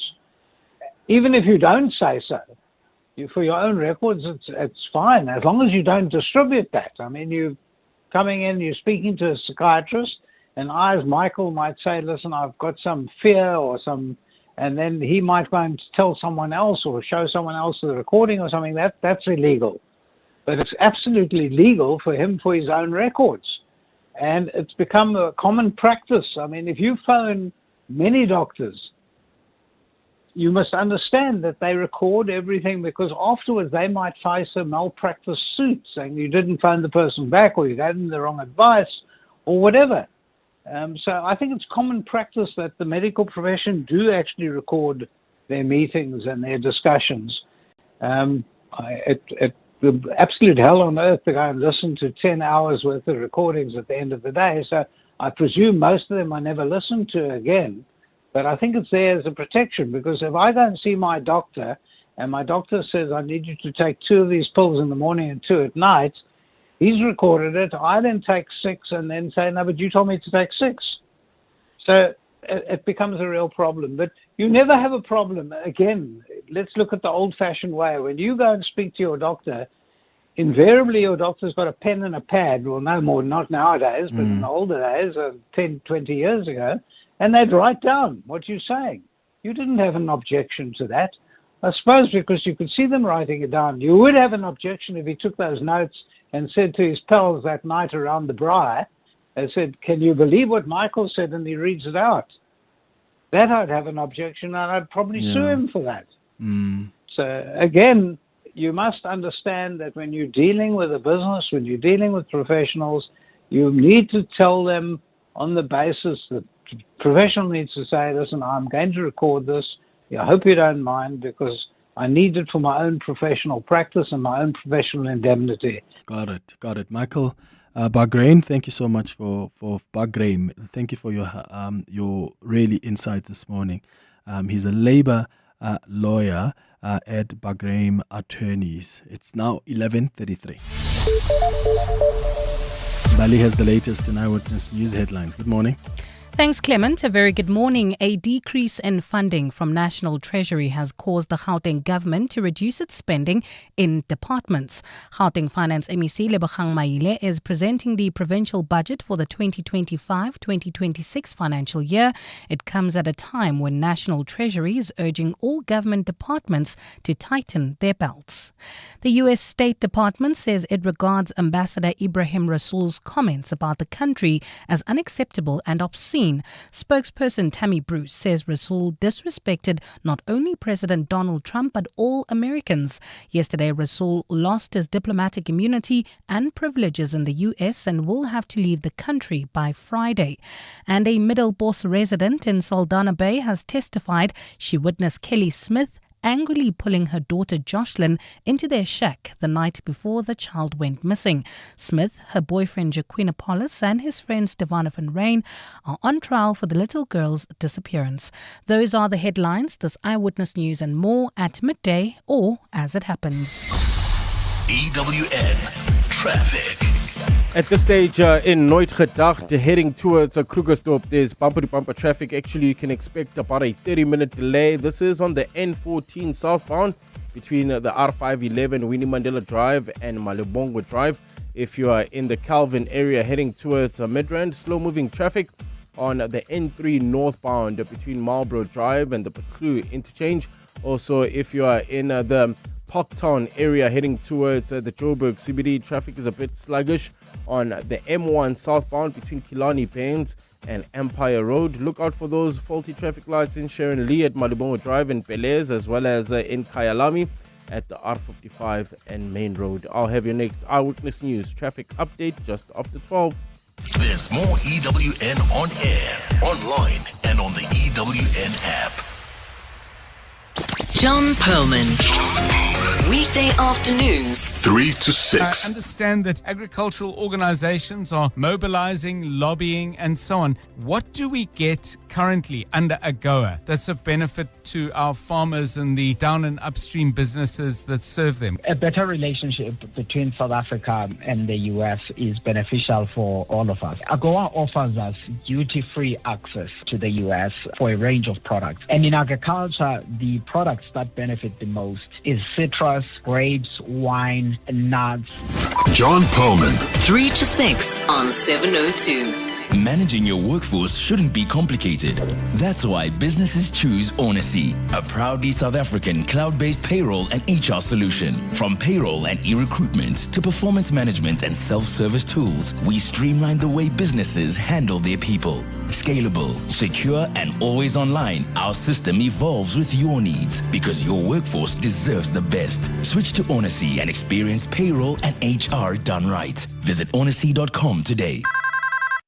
Smart Steve from Momentum. Hello. Hi, it's Maggie. I have car and home insurance with Momentum Insure. Uh-huh. We want to use my husband's bucky to go from Krugersdorp to London.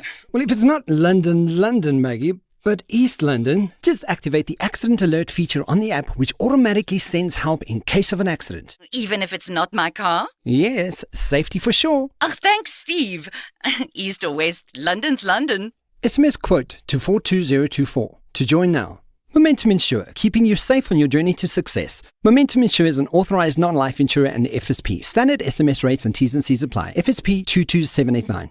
While we at Decofern Furniture love traveling the world. Guten Tag. Bonjour. Ni hao. Selamat siang. To find you the best value furniture. There really is no place like home. How's it? Marlo. Unjani? To celebrate the best country in the world, Decofern Furniture is offering up to 35% off locally made furniture. Plus, price drops on already amazing specials. In-store now or online at decofernsa.co.za. 702. Health and wellness. It's 23 minutes before 12 o'clock. Time for our health and wellness feature now. Today we're discussing anal cancer. We haven't made a lot of progress in addressing this type of cancer, whether we're talking about screening or prevention. I mean, do we have even anal pap smears, for instance, or proper cancer screening guidelines? And I think that that's leaving people who are at risk vulnerable, especially because this disease really receives little attention from many of us. We talk a lot about breast cancer, cervical cancer, prostate cancer, you name it. We're constantly talking about that, but very little about cancers like anal cancer. So we've invited Dr. Mark Faesen, who is a specialist gynecologist, joining us on the line to just help us understand what we need to be aware of in as far as anal cancer is concerned. And he can take some questions from some of you on 011-883-0702. The WhatsApp line is 0727021702. Thank you so much for making time for us, Dr. Faesen. Good morning. Good morning, Clement, and good morning to all the listeners. I hope there are many. What is what is anal cancer? What is the biggest cause of that type of cancer? All right.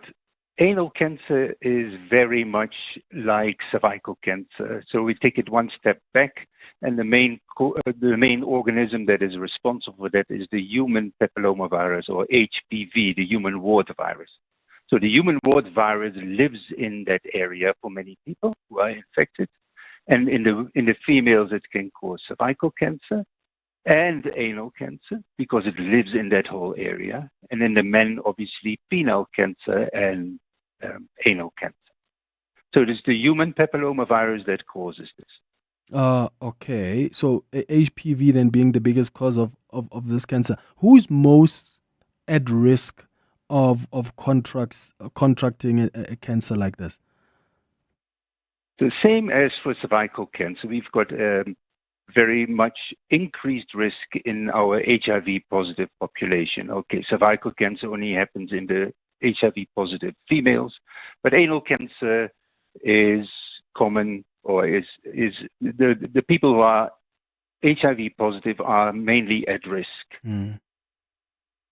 Okay.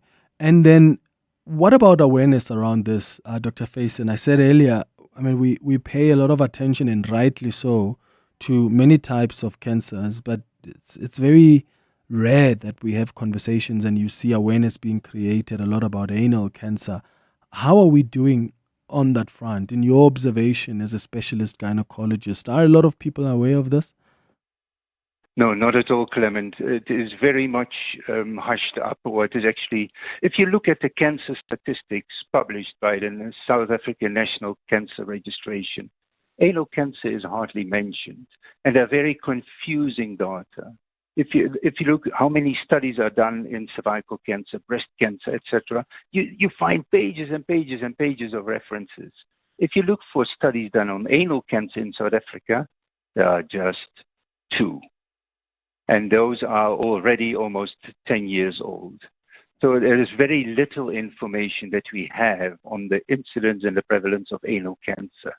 So the main risk factors that we list down are actually coming from overseas studies. So in North America and in Europe, there are big studies done, and it has been established that the HIV positive population, male and female, are definitely at risk for anal cancer. But in South Africa, we have not much information. Yeah, which is so strange because this is a country that has one of the highest populations of people living with HIV. You would have thought that, anal cancer receives that urgent attention and awareness.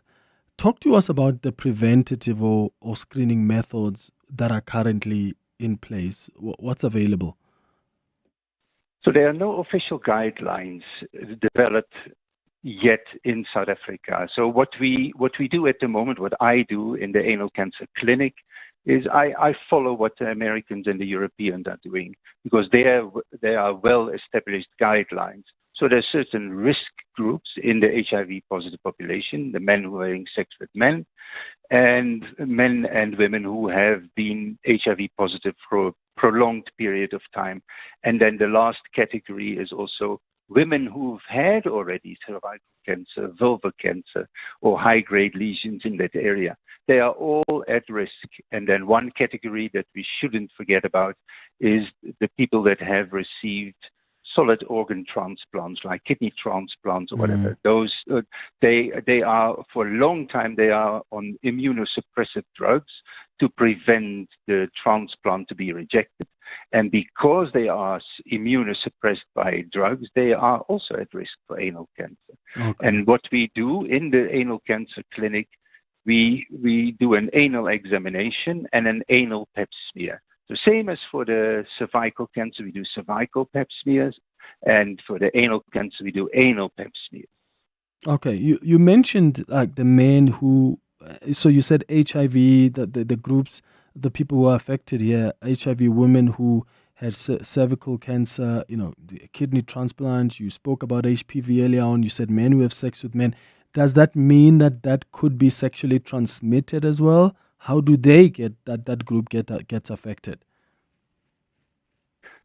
So human papillomavirus is one of the most common sexually transmitted infections, the most common actually.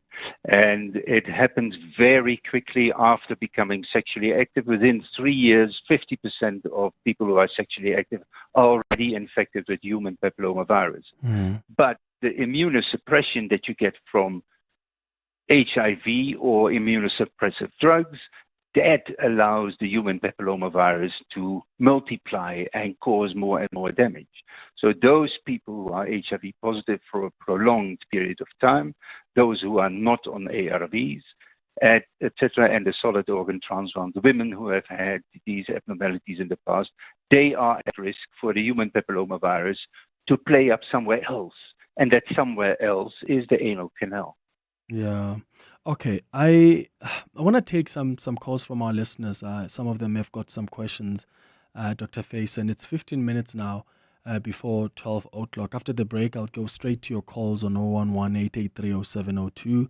Alternatively, you can send a WhatsApp voice note or text on 072-702-1702. We're talking about anal cancer this morning on our health and wellness feature. It's something that we don't speak most about.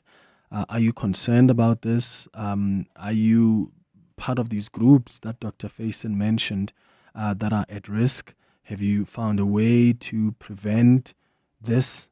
Have you done maybe any of these anal pap smears? Give us a call or send us a WhatsApp voice note. If you've got questions for Dr. Faesen, he'll respond to those as well.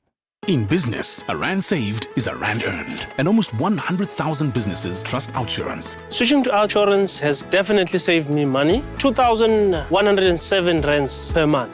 I would recommend Outsurance to all business owners because they will definitely save money. With Outsurance, you always get something out. For your business insurance, contact Outsurance to see how much your business could save. SMS quote to 43503 for immediate cover, or visit outsurance.co.za today. A licensed insurer and FSP. T's and C's online. Did you know that all residential complexes are legally required to register with the Community Scheme Ombud Service, or CSOS? Registration is easy and it's free. All registered schemes can access a quick and affordable alternative dispute resolution body and can also learn more about the rights and responsibilities of people living within a community scheme. We'd like to appeal to all unregistered community schemes to register with the CSOS today. Visit csos.org.za to find out more. I am Rushan, and I run Rushan Tofi Financial Services, an accounting practice in Cape Town. In business, ignorance is not bliss. It's really important to know your finances. When you understand your numbers, you can make small changes that has huge impact on your business.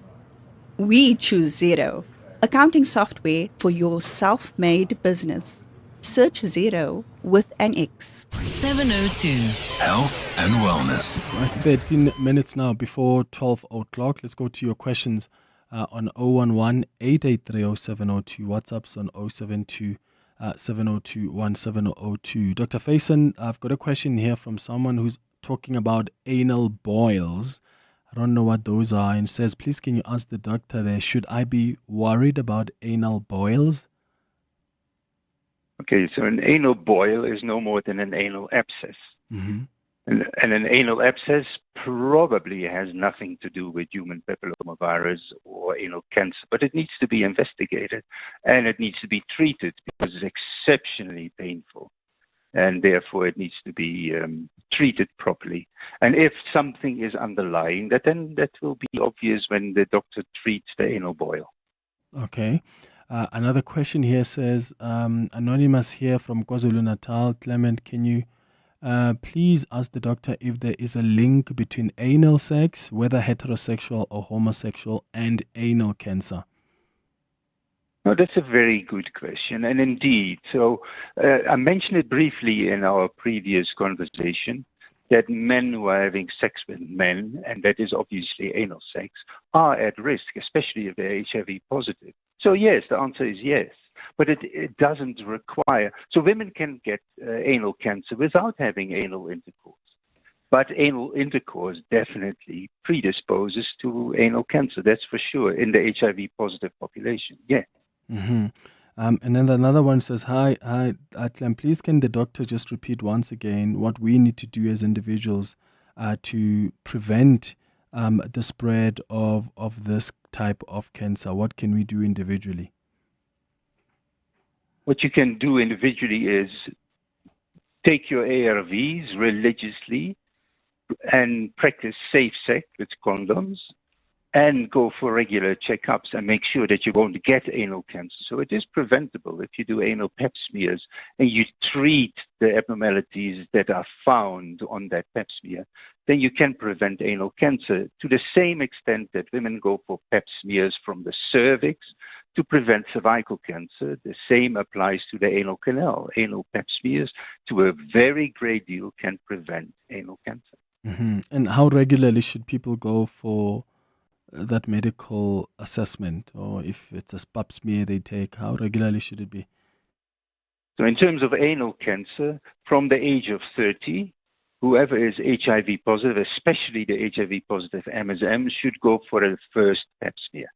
And depending on the results, so if that pap smear is absolutely normal, then 3 years later. If there are abnormalities found, then that has to be investigated further, either with biopsies or even treatment inside the anal canal. Yeah. Okay, got that.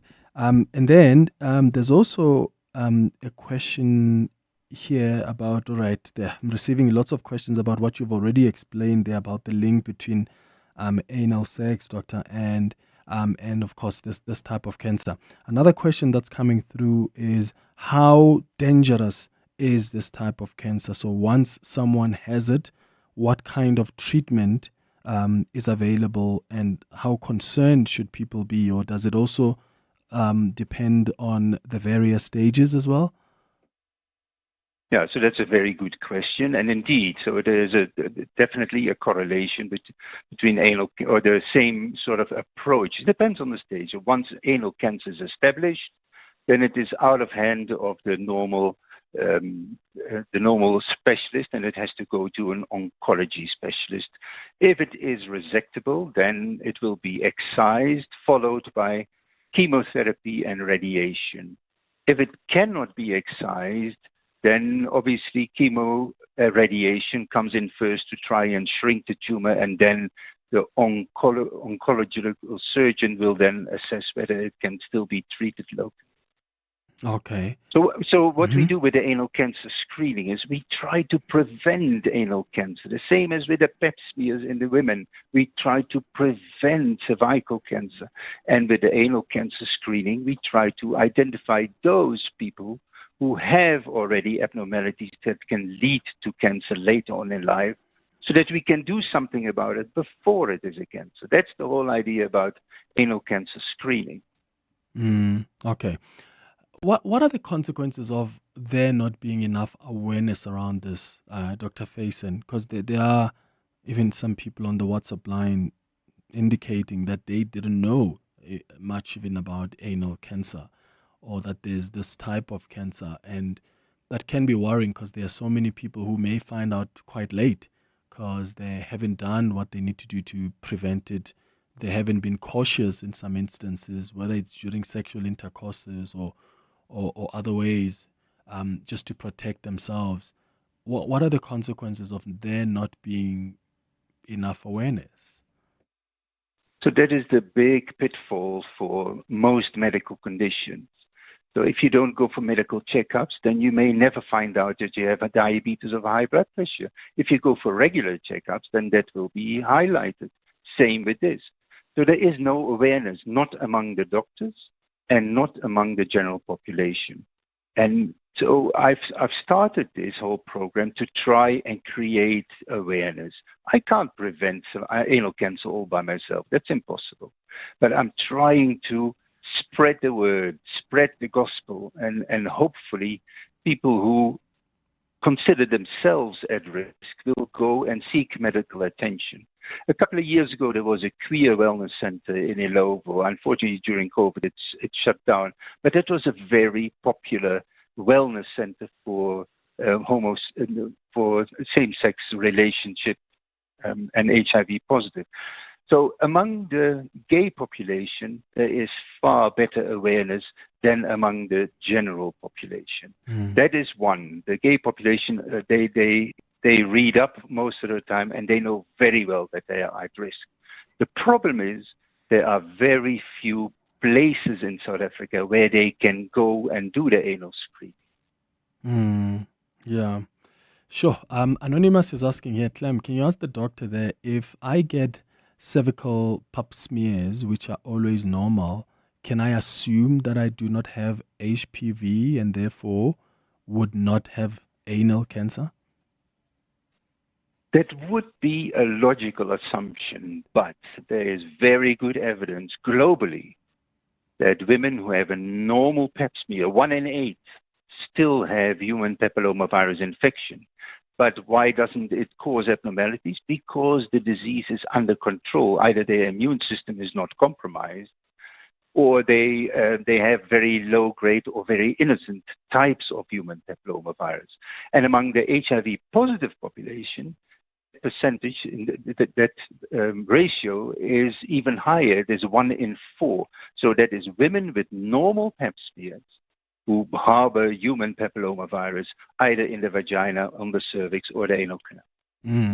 The last question, also from Anonymous, is there a connection between, is it Paget's disease and anal sex? So Pagets. Yeah, and what's the question? So is there a connection between Paget's disease and anal sex? Anal cancer. Anal cancer. Okay, so Paget's disease is a pre-malignant condition of the skin that can happen anywhere on the skin. So if it happens around the anal canal, yes, then it is pre-malignant. It needs to be biopsied. It needs to be monitored and make sure that it is not turning cancerous. But it is not HPV, not caused by the human papillomavirus. All right, got it.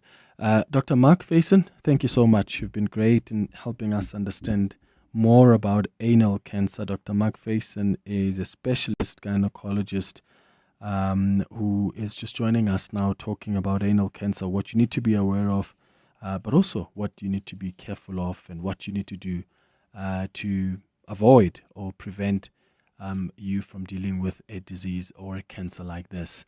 It's going up to 3 minutes now before 12 o'clock. Aubrey Masango. Weekday evenings, 8 to midnight.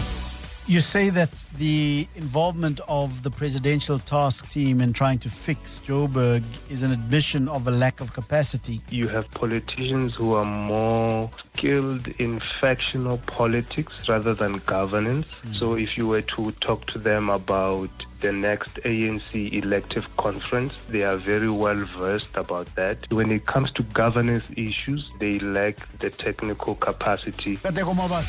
Aubrey Masango. 8 to midnight on 702. 702. Newly married, get life insurance sorted in 2025 and protect your partner if you can't provide any more.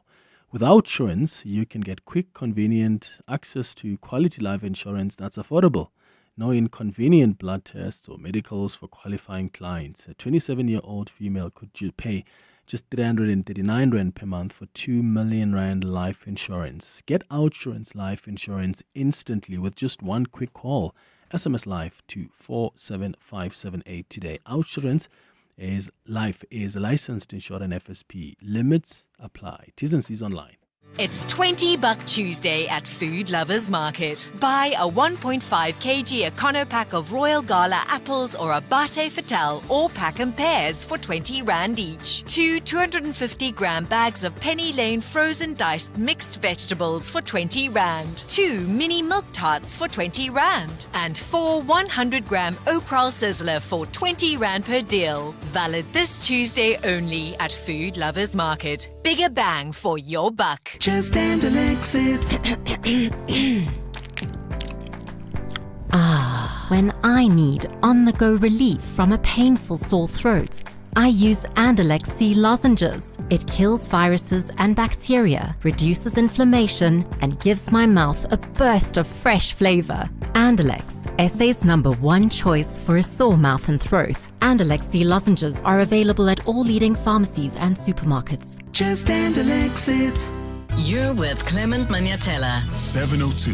Let's walk the talk. You'll be with Mandy Winner after the news at 12 o'clock on the midday report. How's it going, Mandy? Hey, Clement. What's popping? So the Gauteng budget is being delivered. There are no lights in the building, which is interesting. Where it's being delivered? Well, in that area, in the precinct, apparently, because of ongoing issues in the Joburg CBD. So we'll have a listen to what's happening in the budget. 2 years after Clutter Murray and his son were gunned down on the M1 highway, interesting new breakthrough in the case from News 24. So we'll speak to Carl Cowan about that. 9 SASSA employees are appearing in court today in connection with card fraud. We'll also find out about what's happening with the card switchover. I don't know if you've been following this fascinating story about what's happening with our team in Antarctica. I thought that's fake news of sorts because I couldn't believe what I was reading. Yeah, I saw it on I know it was in the Sunday Times, and I saw it on some weird websites that had picked it up. I also thought it was fake news, but it's, it was a legit report in the Sunday Times. So we've got an update from the Minister of Forestry and Fisheries on what is happening there. And then the Justin Smith trial as well. All right, that's what's coming up on the midday report with Mandy Winner. Thank you for listening to the Tuesday edition of the Clement Manyathela Show. We'll be back tomorrow between 9 and 12. Have a beautiful day, friends. Bye-bye. This is EWN. Good afternoon. I'm